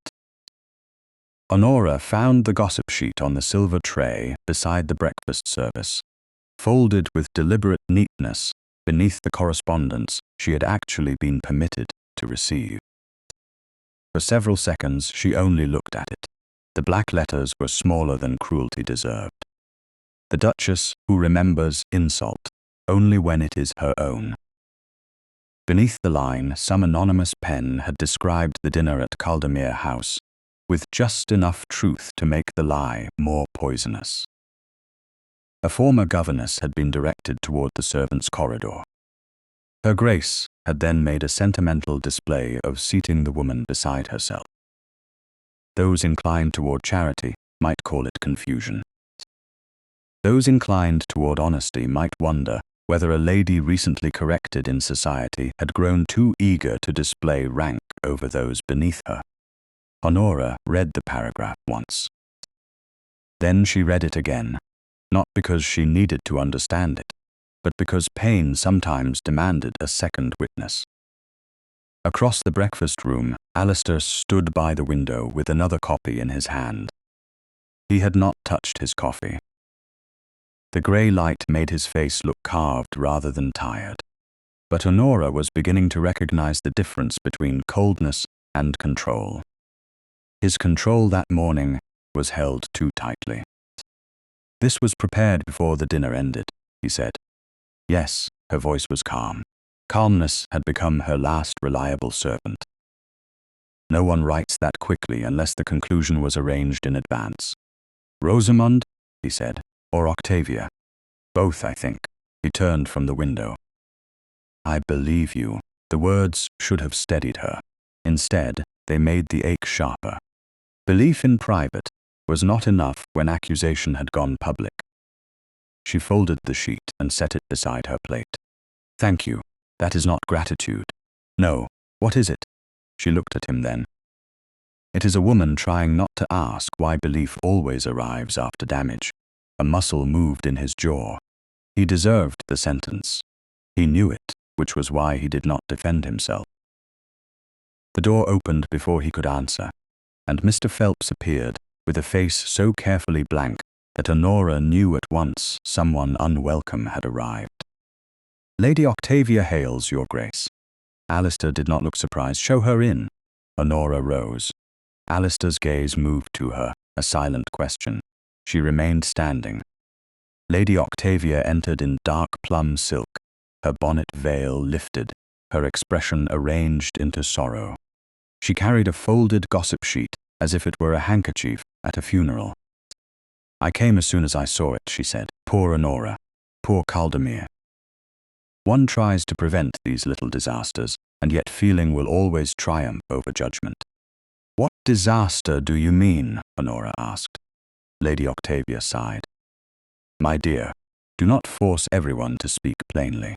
It is kinder to leave some things softened. I have had enough softness." Alistair crossed the room slowly. "Then let us be plain." Lady Octavia turned to him with the weary patience of a woman addressing a boy who had knocked over a vase. "You must contain this at once. If you attack the paper, the story grows. If you accuse Lady Rosamond without proof, if you create an enemy where one might still be managed. If you accuse me, your own aunt, London will say your wife has set you against your family within months of marriage." "And if I do nothing?" he asked. "You do something discreet." Her Grace withdraws for a little while, a week or two, a headache perhaps. Fatigue after the strain of recent evenings. She receives no one except intimate family. You continue in public without mentioning the matter. By the time she appears again, society will have found fresher meat. Honora felt the room grow very quiet. There it was, offered in velvet. Not punishment, not exile, only rest, only prudence, only another door closed for her own good. Alistair said nothing at first, and that silence told her danger had entered the room from the wrong side. He was considering it, not because he believed the lie.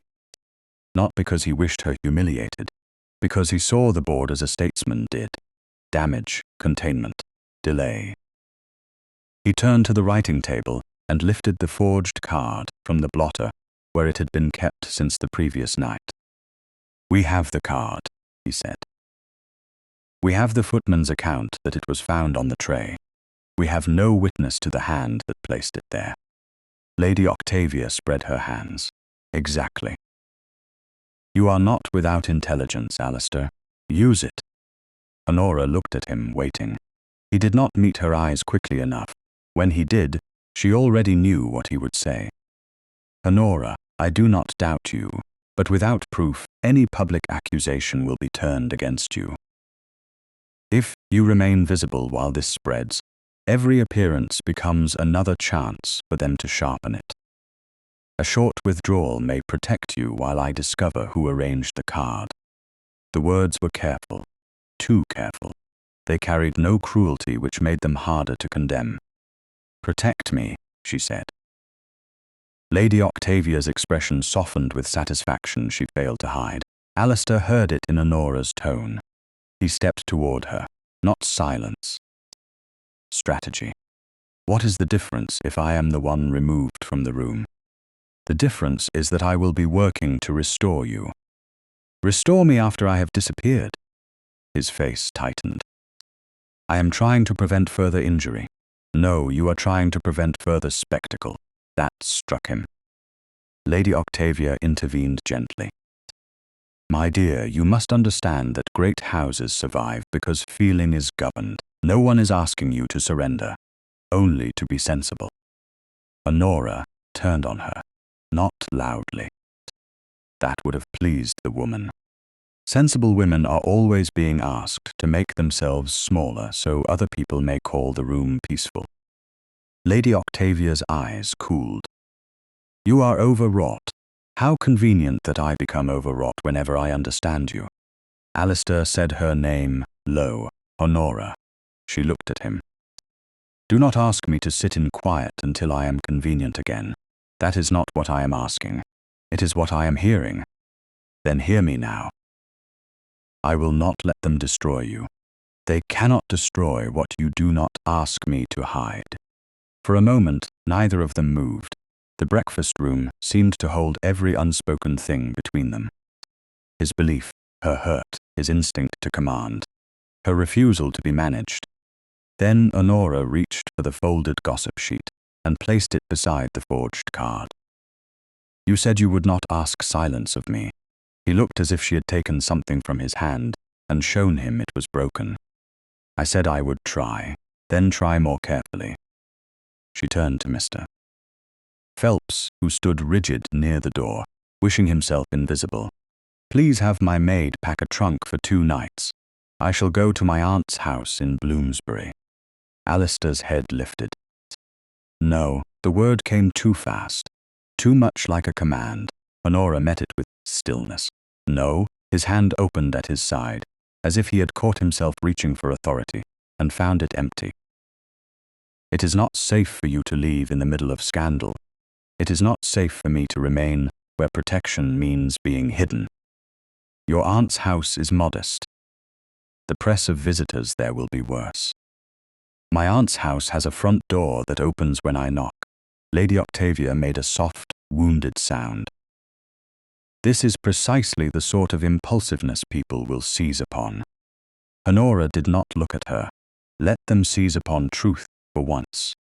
Alistair stepped closer, but stopped before he crowded her. The restraint cost him. She saw that too, and hated that seeing it hurt her. "If you go," he said quietly, "they will say we are divided. We are." The words were simple. They made him go still. Honora's own chest tightened, but she did not take them back. "Not because I do not believe you wish to defend me. Because you have not yet learned that defending me cannot mean deciding when I vanish."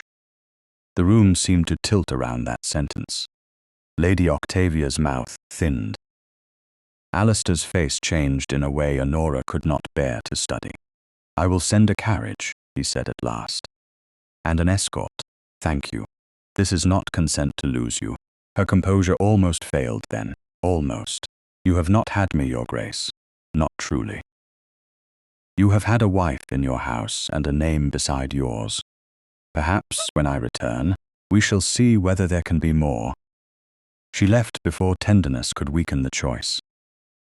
Within the hour, a small trunk was strapped to a Caldermere carriage, and Honora descended the front steps beneath a sky the colour of pewter. Alistair stood in the doorway, bareheaded despite the chill, his face unreadable to anyone who had not begun to learn its silences. Lady Octavia remained inside, no doubt counting the victory. Honora did not look back until the carriage turned from Belgrave Square. When she did, she saw Alistair still standing there, a dark figure against pale stone, watching as if the distance had become punishment. At her aunt's narrow house in Bloomsbury, the door opened at once. Warmth, coal smoke, and lavender greeted her. Aunt Marian, small, sharp-eyed, and wrapped in grey wool, took one look at Honora's face and asked no foolish questions. "Come in, child." Honora stepped over the threshold. Only when she entered the parlour and removed the folded forged card from her reticule did she notice the faint smear near one corner. Green wax.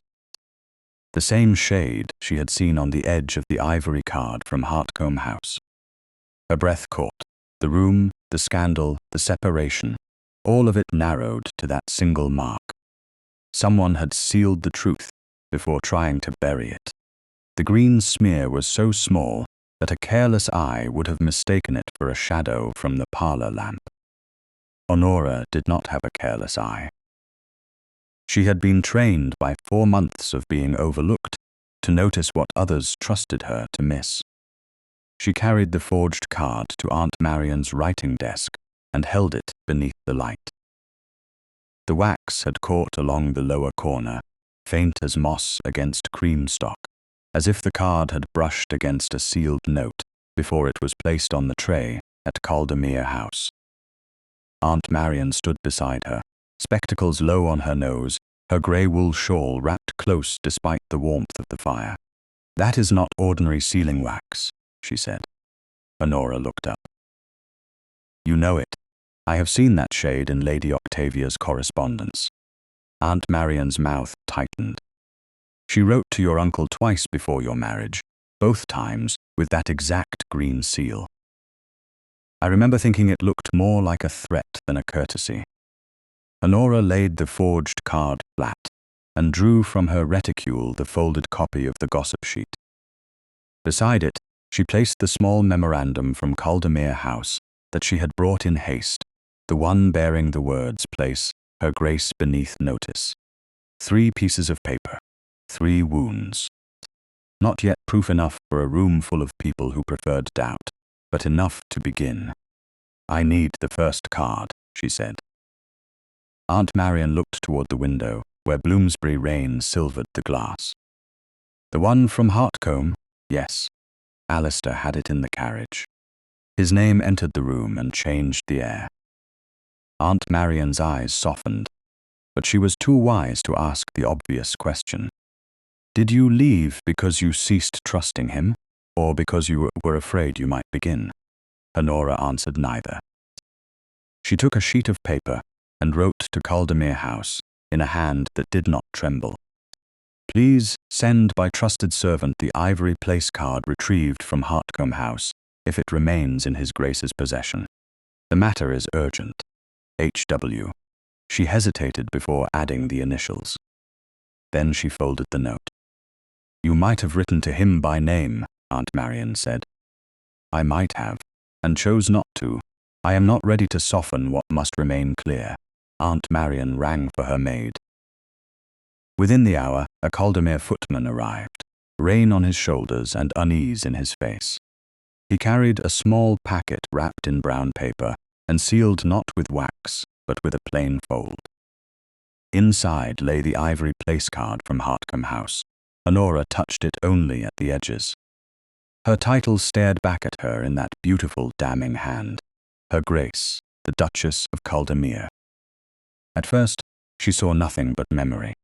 the chair beside the sideboard, the room holding its breath, Alistair's voice reading the words aloud.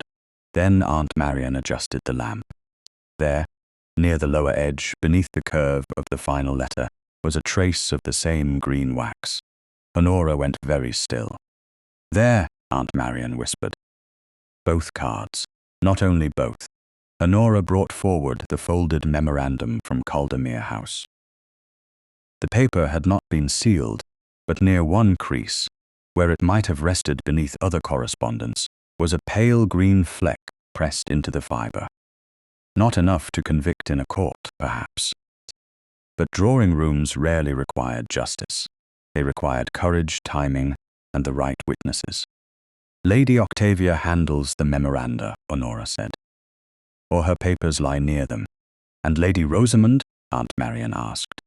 She spoke too quickly at dinner. She knew where the wound had been aimed. Honora folded the forged card again and placed it beside the original. "I need Miss Shaw." Lydia received her that afternoon in a modest lodging near Russell Square, where the parlour was narrow, the carpet faded, and every book on the shelf had been mended at least once. She looked distressed to see Honora arrive without ceremony, but Honora took her hands before she could apologize for the poverty of the room. "Please do not curtsy," Honora said. "Today I am not here to be treated as a duchess. I am here because someone used you to injure us both." Lydia's face tightened, and the dignity that had carried her through Caldermere's dining room faltered for a moment. "I feared as much. Did you see anything before dinner? Anyone near the cards? Anyone where they should not have been?" Lydia sat slowly.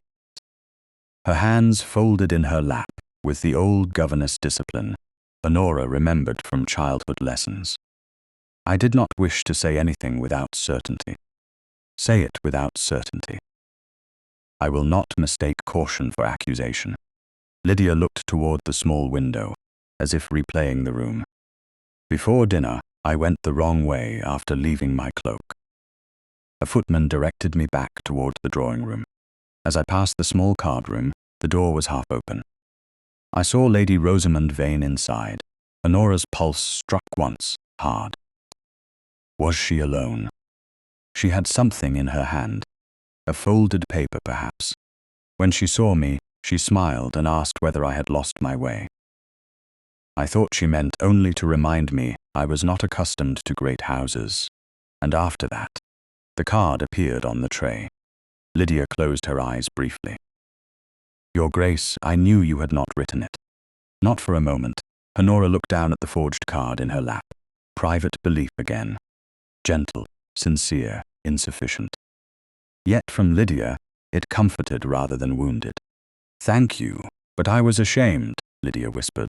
"Not of you, of being made useful to their cruelty." Honora leaned forward. "You were not useful to it, you survived it." Lydia's eyes filled. "So did you, my dear." The words nearly broke the careful architecture of Honora's composure. She pressed them into silence and rose because movement was easier than weeping. "I may need you to say what you saw before witnesses." Lydia's face paled, but she did not refuse. "If it prevents them from doing this to another woman, I will say it." By the time Honora returned to Bloomsbury, the first reply awaited her. It came not from Alistair, but from a retired Caldermere housekeeper named Mrs. Ansell, whose hand shook so badly that some words wandered across the page. Aunt Marian had remembered her direction and sent a note while Honora was with Lydia. Mrs. Ansell wrote that Lady Octavia had always favoured green sealing wax for private domestic orders, because, as she once said, black was for mourning, red was for men, and green was for matters that must grow quietly. She also wrote that after the Duke's marriage, Lady Octavia had been troubled by the new settlement arrangements. Certain household allowances, previously managed through her informal approval, would pass under the Duchess's supervision once Her Grace assumed full command of Caldermere House and Briarfield Park's domestic accounts. There it was. Not merely jealousy, not merely pride. Money, influence, and the old pleasure of being obeyed. Honora read the letter twice. Aunt Marion watched her over the rim of her teacup. Well, she was afraid of losing the house, and so she tried to make the house reject you first. Honora gathered the cards, the memorandum, Lydia's account, written in her own fresh notes, and Mrs. Ansell's letter. She tied them with narrow blue ribbon from Aunt Marion's sewing basket. For a moment, the little packet rested in her palm with surprising weight. 4 months of silence had become paper. Paper could burn, vanish, be denied. But it could also be carried back through the front door. "I am returning to Caldermere House," she said. Aunt Marion set down her cup. "Tonight now." To him, Honora looked at the packet. "To myself first." Her aunt smiled then, not warmly, but fiercely. "Good. That is the only way to arrive anywhere worth staying." The carriage ride to Belgrave Square seemed shorter than before, though London had not changed. The same lamps burned through mist. The same wheels cut through damp streets, only Honora felt altered. She was not less hurt. That would have been too simple. She was hurt with evidence now, hurt with direction. Hurt with the old shrinking burned away enough to reveal anger, and beneath anger, resolve. When the Caldermere carriage stopped before the house, the front door opened before she reached the top step. Mr. Phelps stood waiting. This time there was no hesitation. "Your Grace," he said. Honora entered with the packet in hand.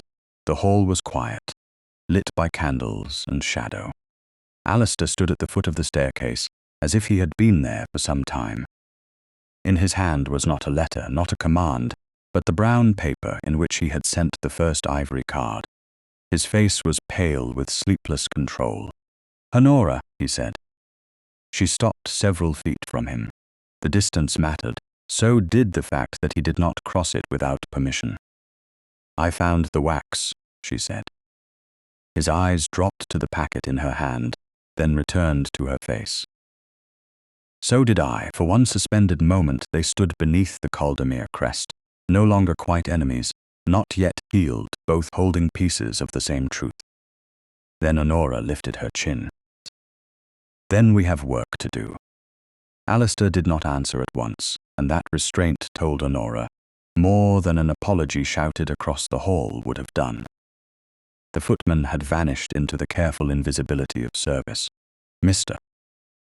Phelps stood near the door as if awaiting instruction, but his eyes remained lowered, and for once, no one in Caldermere House seemed uncertain who had entered it.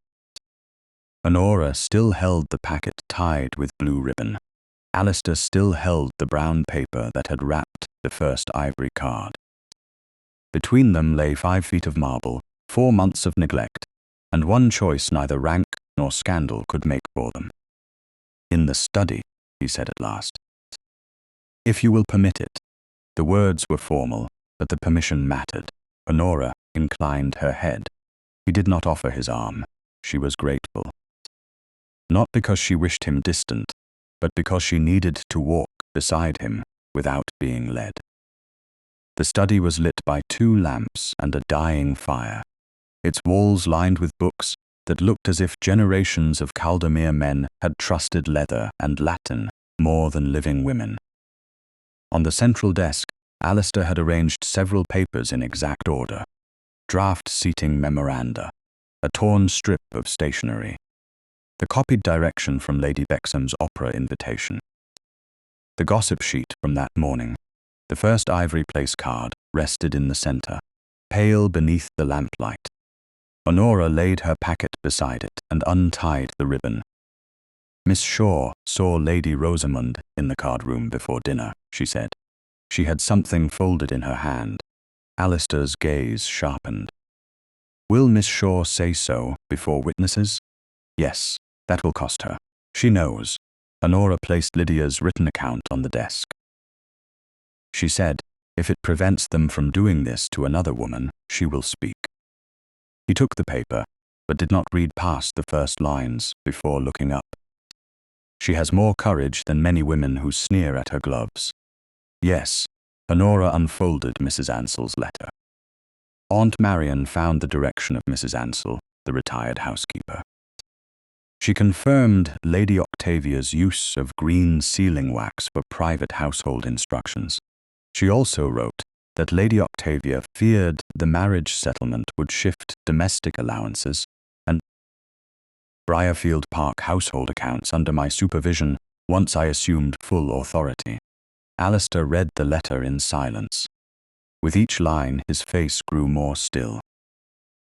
Honora had once thought stillness meant indifference. Now she saw it could also mean a man standing before the consequences of his own absence and refusing to look away. "I found these after you left," he said. He drew 2 memoranda forward. "Draft arrangements for dinners in which you were seated lower than your rank allowed, though not as openly as Hartcombe. This one bears my aunt's hand. This one is a copy made by Mrs. Vale. She admits Lady Octavia asked her to prepare it after receiving private notes. Mrs. Vale admits that. She admits enough to protect herself. Fear is efficient when loyalty fails." A bleak flicker passed through his eyes. "I taught this house to fear the wrong person." Honora did not soften the truth for him. Yes, he accepted the word. That, too, mattered. Then he stepped away from the desk and faced her fully. "I owe you an apology before we discuss any plan." Honora's fingers tightened once on the ribbon. "For which part?" All of it would be convenient to say.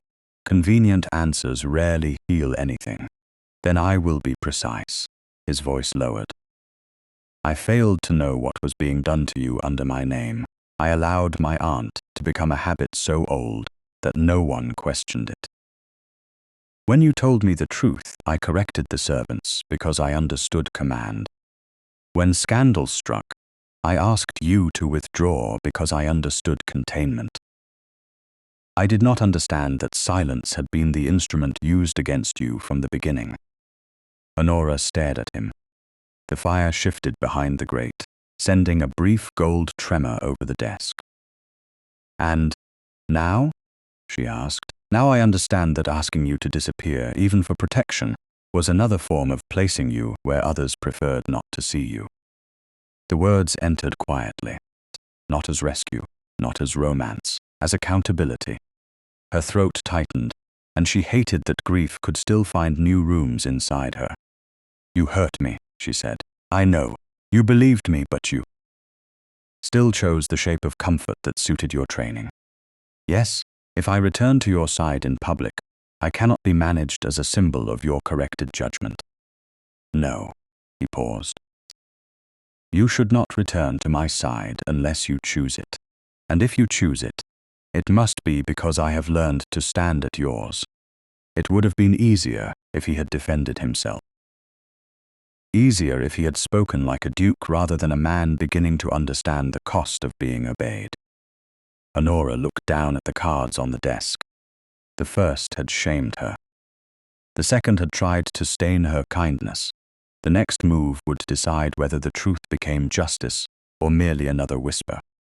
"We need witnesses," she said. Alistair nodded once.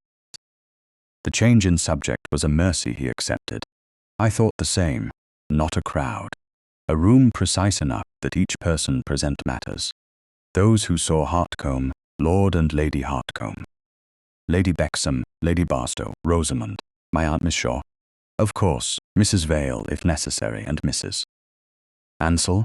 She is too old to be dragged through a fashionable execution." Honora looked at him sharply.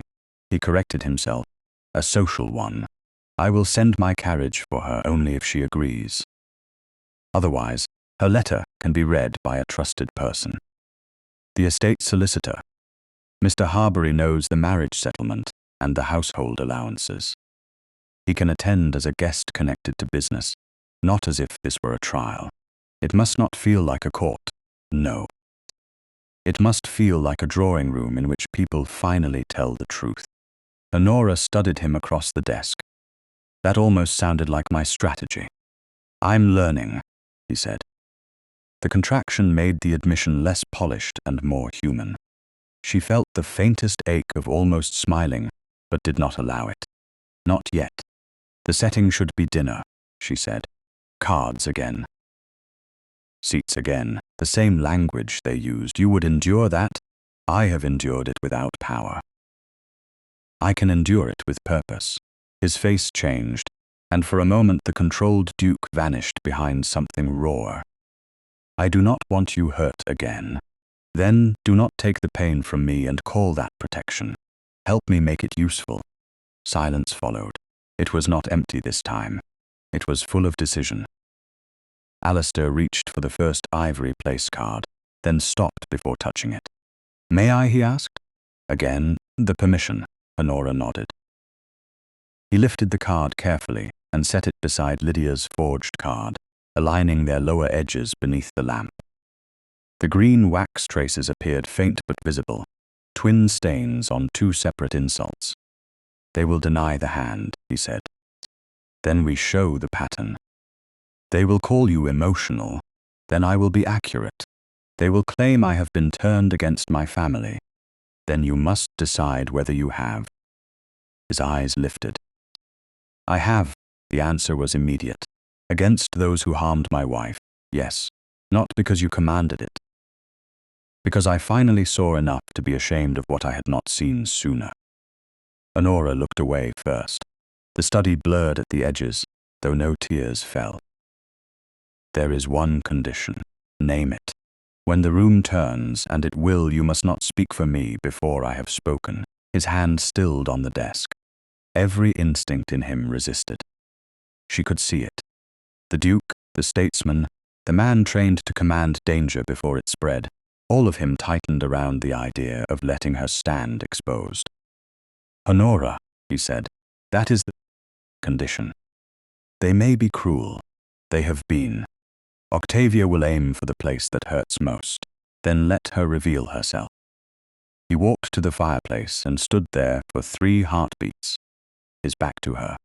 When he turned, the surrender in his face was not weakness. It was discipline of a harder kind than command. All right, Honora breathed once. You agree? I agree. I will stand beside you. I will make certain no one interrupts you. But the truth will be yours to speak first. Something shifted in her then. Not forgiveness, not yet. But a door that had been bolted from within opened the width of a candle flame. Thank you. Don't thank me for returning what should never have been taken. The words were too close to tenderness.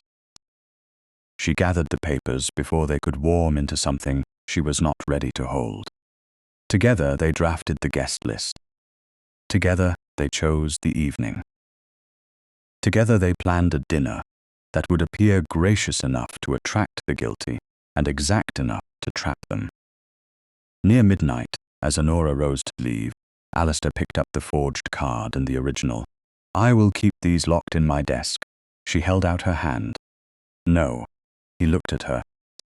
No, keep copies if you wish. The cards remain with me. For a moment, his old habit flickered.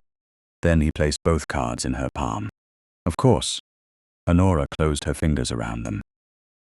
That was the first correct answer of the evening. This time, his almost smile came and stayed for one fragile second. Then perhaps I'm improving. She turned toward the door with the cards held close, aware of him behind her, not leading, not commanding, not yet forgiven, but present in a way he had not been before.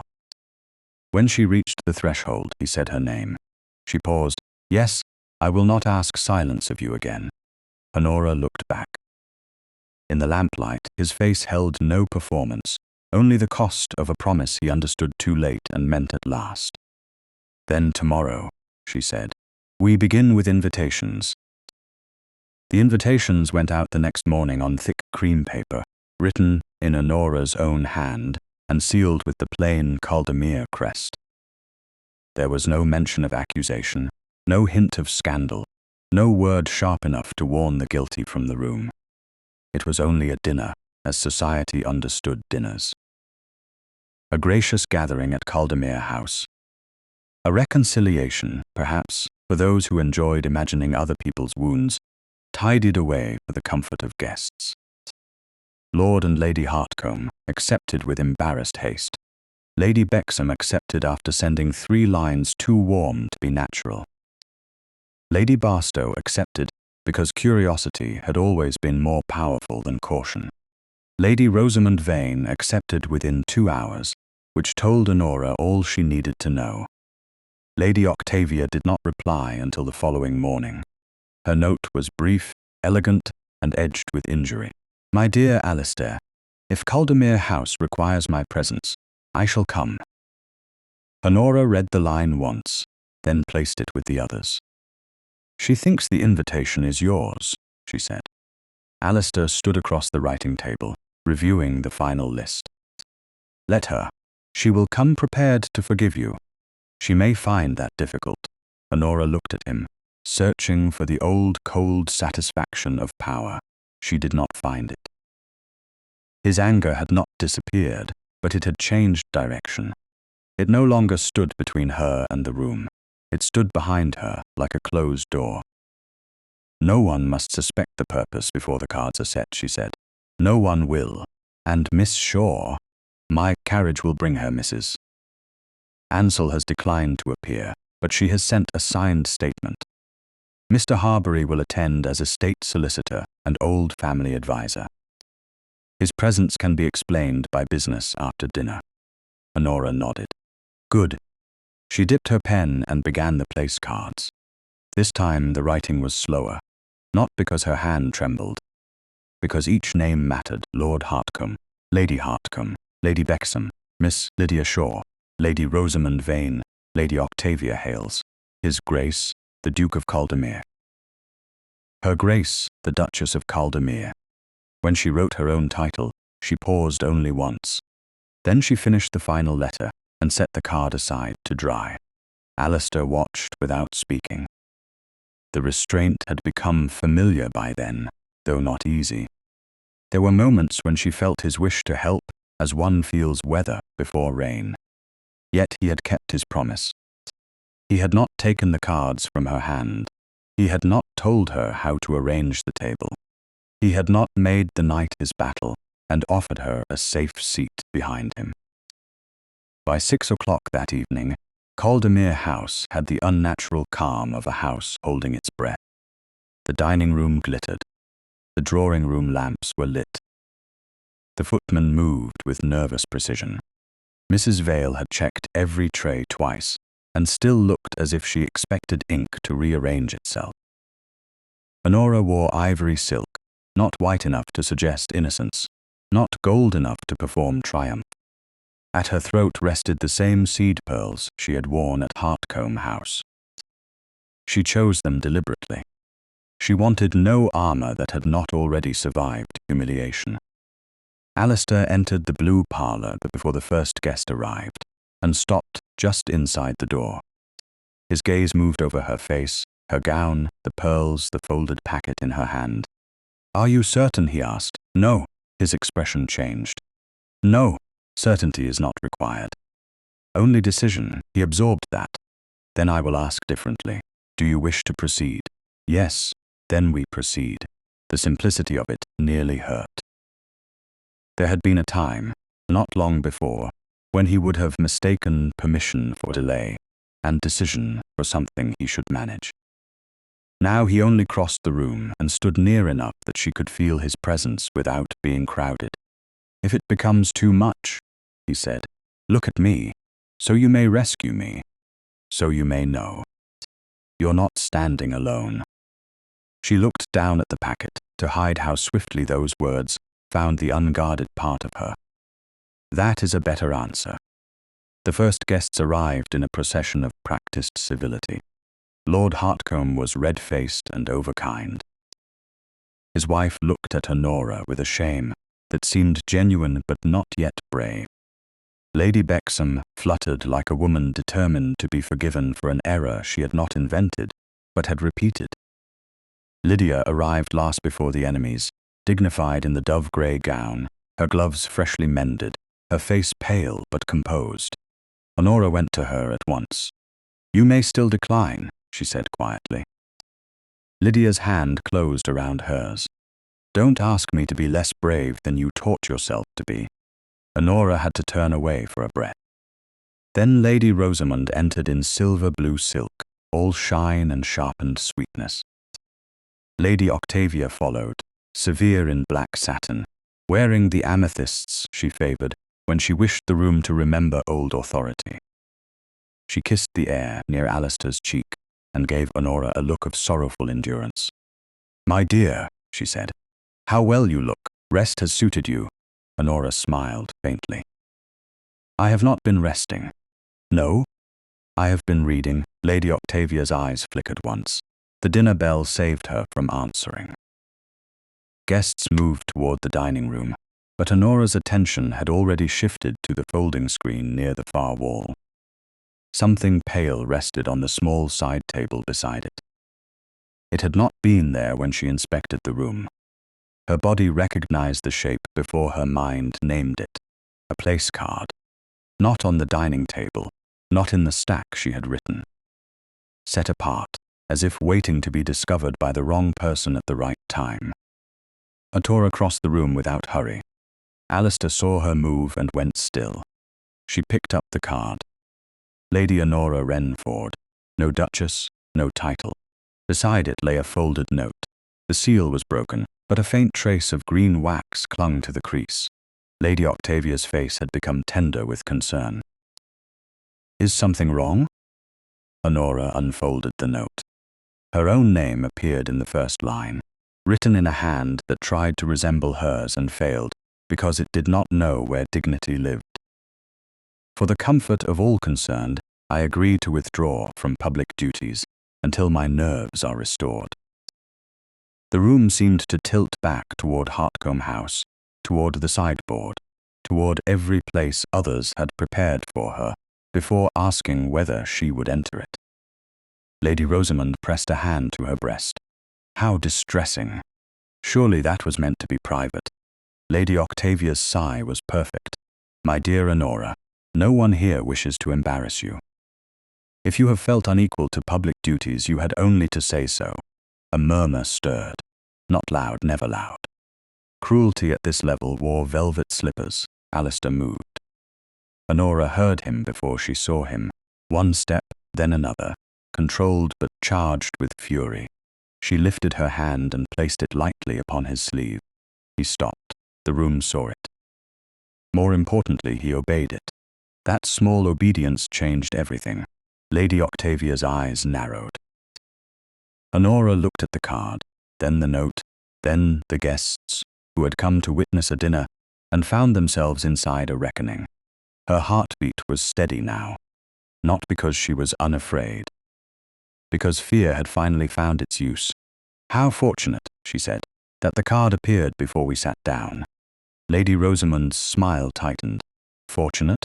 Yes. It saves us from waiting until dessert." Lord Hartcombe shifted uneasily. Lady Bexham stared at the floor. Lydia stood very straight near the doorway, pale but unflinching. Alistair remained beside Honora, silent as promised, yet every line of him warned the room not to interrupt. Honora raised the card so the lamplight caught the green wax at the crease of the note. "Before we dine, I will ask you all to look carefully at this mark." Lady Octavia gave a soft laugh. "Really, my dear, this is becoming theatrical." "No," Honora said. It became theatrical when someone attempted the same trick 3 times and expected a woman to be too ashamed to compare the props. Silence fell, full and dangerous. Honora turned toward Lady Octavia and held out the folded note. "Shall I read the words you sealed?" she asked, "or will you?" Lady Octavia did not take the note. For the first time since Honora had known her, the older woman allowed a delay too long for elegance.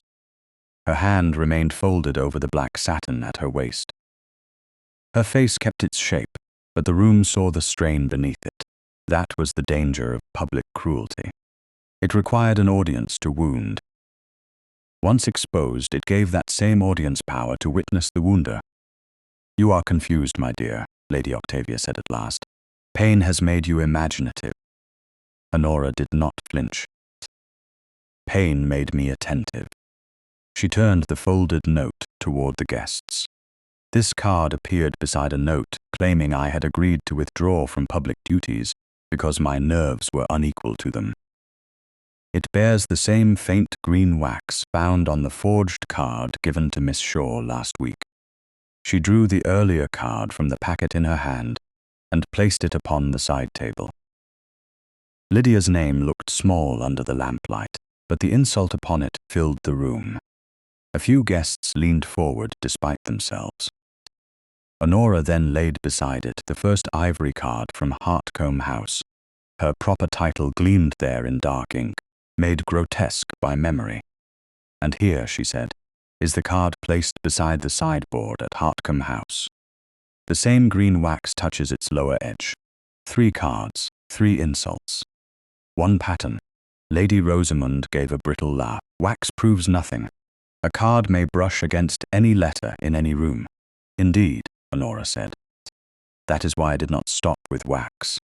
Alistair stood still beside her, silent, his promise held as tightly as his anger. Honora looked toward the door. Mr. Phelps, please ask Mr. Harbury to join us. The butler opened the drawing-room door, and the estate solicitor entered with a gravity that made the guests adjust themselves without understanding why. Mr. Harbury was elderly, narrow, and precise, with spectacles that caught the light. He bowed to Alistair, then to Honora. Your Grace. The correct address landed quietly after so many wrong ones. Honora inclined her head. Mr. Harbury, will you confirm what Mrs. Ansell wrote concerning Lady Octavia's former access to Caldermere household allowances? Lady Octavia's eyes flashed. This is intolerable. Private household matters have no place before dinner guests. Neither did my humiliation, Honora answered. A breath moved through the room. Mr. Harbury unfolded a paper. Mrs. Ansell, formerly housekeeper at Caldermere House, states that Lady Octavia Hales frequently used green sealing wax on private domestic instructions. I can also confirm that following His Grace's marriage, the settlement provisions and household arrangements placed future domestic supervision of Caldermere House and Briarfield Park under Her Grace's authority once she assumed active management. He paused. This would have ended certain informal approvals previously exercised by Lady Octavia. Approvals, Honora repeated. A gentle word. Lady Octavia's mouth tightened. I preserved order when Alistair had no wife to do so. You preserved power, Honora said. There is a difference. Lady Rosamond shifted near the mantel. It was the smallest movement, but fear had made her less graceful. Honora turned to her. Miss Shaw saw you in the card room before the forged card appeared. Rosamond's fan snapped open. A former governess may see many things and misunderstand most of them. Lydia stepped forward before Honora could answer. Her face was pale, but her voice was steady. I saw you, Lady Rosamond. You were alone. You had a folded paper in your hand. When you saw me, you asked whether I had lost my way. Rosamond's smile failed. I was speaking kindly. You were reminding me that I did not belong. Lydia lifted her chin. I have heard that tone in many houses. I know it well. Alistair's eyes moved to Rosamond. Did you place the card? No. Rosamond said too quickly. I don't know what Miss Shaw thinks she saw. Honora lifted the final note again. Then perhaps you did not write this either. She looked from Rosamond to Lady Octavia. The hand imitates mine badly. It makes my H too narrow and my W too ornate. Whoever copied me had seen my cards, but did not understand how I form letters when I am writing quickly. Lady Rosamond, you watched me write place cards at the charity dinner. Lady Octavia, you had access to the earlier memoranda. Lady Octavia's voice sharpened. You mistake cleverness for proof. No, Honora said. I mistake repeated malice for intention. Silence. Full, heavy. Rosamond looked toward Lady Octavia. It was only a glance, but it was enough. The older woman did not return it. She abandoned her. Honora saw Rosamond understand this in one swift moment. "I did not plan it," Rosamond said, her voice thinner now. Lady Octavia went still. "Rosamond, I only put the card where I was told. At the charity dinner and tonight. I did not write the gossip sheet. I didn't know it would go that far." "How far?" Honora asked quietly. "Did you think it should go?" Rosamond had no answer. Lady Octavia turned on her with cold contempt. "You foolish woman." The mask was gone. There was no sorrowful aunt now, no guardian of standards, only rage stripped of lace. "You were to do one simple thing." Lord Hartcombe exhaled sharply. Lady Bexham covered her mouth. Alistair finally moved, not in front of Honora, but half a step beside her. "Enough." Lady Octavia faced him. "No, it is not enough. This house was built before that girl's father learned how to keep creditors from his door. She was never made for Caldermere. She is useful perhaps, quiet perhaps. But a duchess must be bred to command, not lifted into rank because a ceremony required a woman in the proper place." Honora felt the insult strike the old bruise. It would have once made her shrink. Tonight it made her still. "You are wrong," she said. "Rank can decide where a person sits. It cannot decide what a person is worth. No title gives anyone the right to turn another human being into furniture near a wall." Lydia's breath caught softly. Lady Hartcombe looked away in shame. Honora continued, her voice clear. "You tried to make me invisible because my authority threatened yours. You tried to make me cruel because my kindness threatened your story. You tried to make me appear unstable because my silence was no longer useful." Lady Octavia's face had gone white beneath powder. "Alistair, if you permit your wife to speak to me this way, you will regret it." Alistair looked at his aunt for a long, cold moment. "I regret not permitting my wife to speak sooner." The room seemed to stop breathing. He turned slightly, so that everyone saw him clearly. "Lady Octavia Hales will no longer exercise authority, formal or informal, over Caldermere House, Briarfield Park, my correspondence, my guest lists, my servants, or any domestic allowance connected to my name. Her rooms here will be closed. Her access to my household will depend upon her Grace's consent." Lady Octavia stared at him. "You would cast off family for her. I am recognizing my family. I failed to do so 4 months ago." He looked toward Lady Rosamond. "As for you, Lady Rosamond, Caldermere House is closed to you. Those who depend upon my patronage may choose whether they value your company more than mine." Rosamond's face crumpled into fear restrained by vanity. No one moved to comfort her. That was how quickly society understood a falling star. Alistair faced the room again. "Let it also be known that I bear responsibility.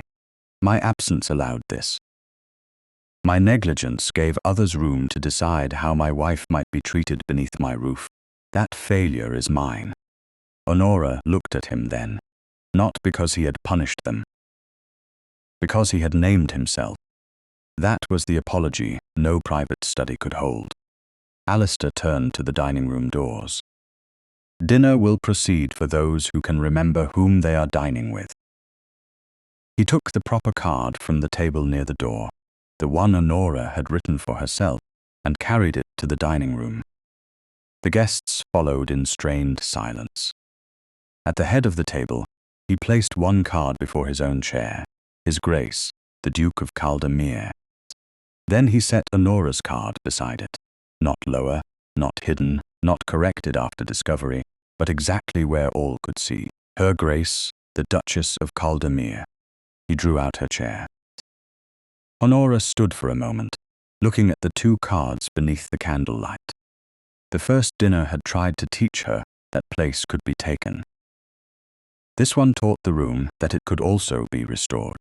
She sat, not because Alistair had saved her, but because at last, truth had made space for her to choose the seat herself. After the last guest had gone, and the house had fallen into a shaken quiet, Alistair found her in the drawing room, holding the old ivory card from Hartcombe House. The cruel little thing looked almost harmless now. Almost. He stood a respectful distance away. "You may burn it," he said. "Keep it. Or make me look at it every day." Honora looked at the card, then at the man who had finally understood what it meant. "Not every day," she said softly. "Only when we forget what silence costs." 3 weeks after the dinner that changed Caldermere House, Honora left London not as a wife being removed from scandal, but as a duchess going home. The distinction was small enough for society to misunderstand, and large enough for her heart to feel with every turn of the carriage wheels. London had not fallen silent after Lady Octavia's exposure. London never fell silent when it could rearrange a disgrace into entertainment. But the whispers had changed direction. Lord Hartcombe had called with a formal apology and a face so red that Honora almost pitied him. Lady Bexham had sent flowers and written her grace 3 times upon the same card. Lady Rosamond had vanished to a cousin's estate in Bath, where her invitations would be fewer and her audience less useful. Lady Octavia had retired to a smaller house in Richmond, under the hard dignity of a woman who called consequence cruelty when it touched herself. Honora accepted none of it as triumph. Triumph was too loud a word for what she felt. What she felt was space. Space to breathe. Space to enter a room without searching for the chair meant to diminish her. Space to look at her husband and find, not perfect repair, but a man trying each day to become more honest than his rank had required him to be. Alistair sat opposite her in the carriage, for the first hour of the journey to Hampshire, then beside her for the second, after asking whether she would object. She had looked at him with a seriousness that made his mouth almost smile. "I don't object," she had said. "But you may not crowd me." "I wouldn't dare," he had answered, and the warmth beneath the dry words had stayed with her longer than she wished to admit. Briarfield Park appeared in the late afternoon, rising beyond a sweep of winter-browned lawn and bare elms, whose branches etched the pale sky like fine ink. It was not as imposing as Caldermere House in London, and for that reason Honora loved it at once. Its stone was mellow rather than grand. Smoke lifted from its chimneys. The front steps had been washed clean, and every lamp in the entrance hall glowed through the windows, as if the house had lit itself in welcome. When the carriage stopped, Alistair stepped down first, then turned and offered his hand. Honora looked past him to the opened front doors, where the servants stood assembled beneath the Caldermere crest. No hesitation passed through them. Mr. Cresswell, the estate butler, bowed deeply. "Your Grace," he said to Alistair. Then he turned to Honora with the same depth, the same certainty, the same respect. "Your Grace, welcome to Briarfield Park." The words entered her quietly. No one stumbled over them. No one looked past her. No one waited for another woman's nod. Honora placed her hand in Alistair's and descended. "Thank you, Mr. Cresswell," she said. Her voice held steady, but Alistair's hand closed around hers for one brief second before he released it. He had felt it too. The correction no longer came after injury. It came before doubt could grow. That evening, Honora did not choose a grand reception. She chose a dinner small enough to be sincere. Miss Lydia Shaw came from London in Alistair's carriage, flushed with embarrassment at the comfort and trying not to admire the landscape too openly. Aunt Marian arrived wrapped in grey wool and judgment, declaring the soup too delicate and the household promising. 2 widows from the neighbouring parish were invited, along with a retired colonel's unmarried sister, who had been living quietly on a narrow income and pretending not to mind. The dining room at Briarfield was long but not severe, with old oak panels and candles that made every face gentler.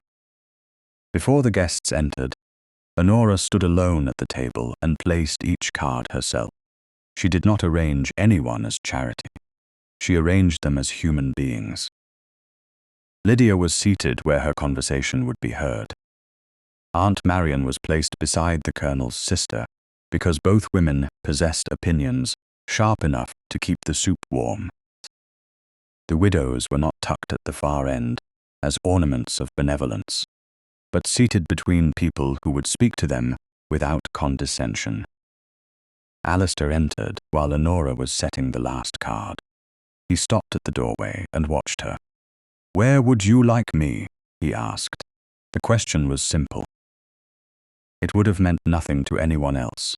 To Honora, it meant the table had changed, the room had changed, perhaps the marriage had as well. She looked at the 2 cards remaining in her hand. His Grace, her Grace. "Beside me," she said, "if you wish to be there." His expression softened in that restrained way she had come to recognize, as if feeling had learned to walk carefully in him. "I do." The answer was not a vow, it was not a proposal.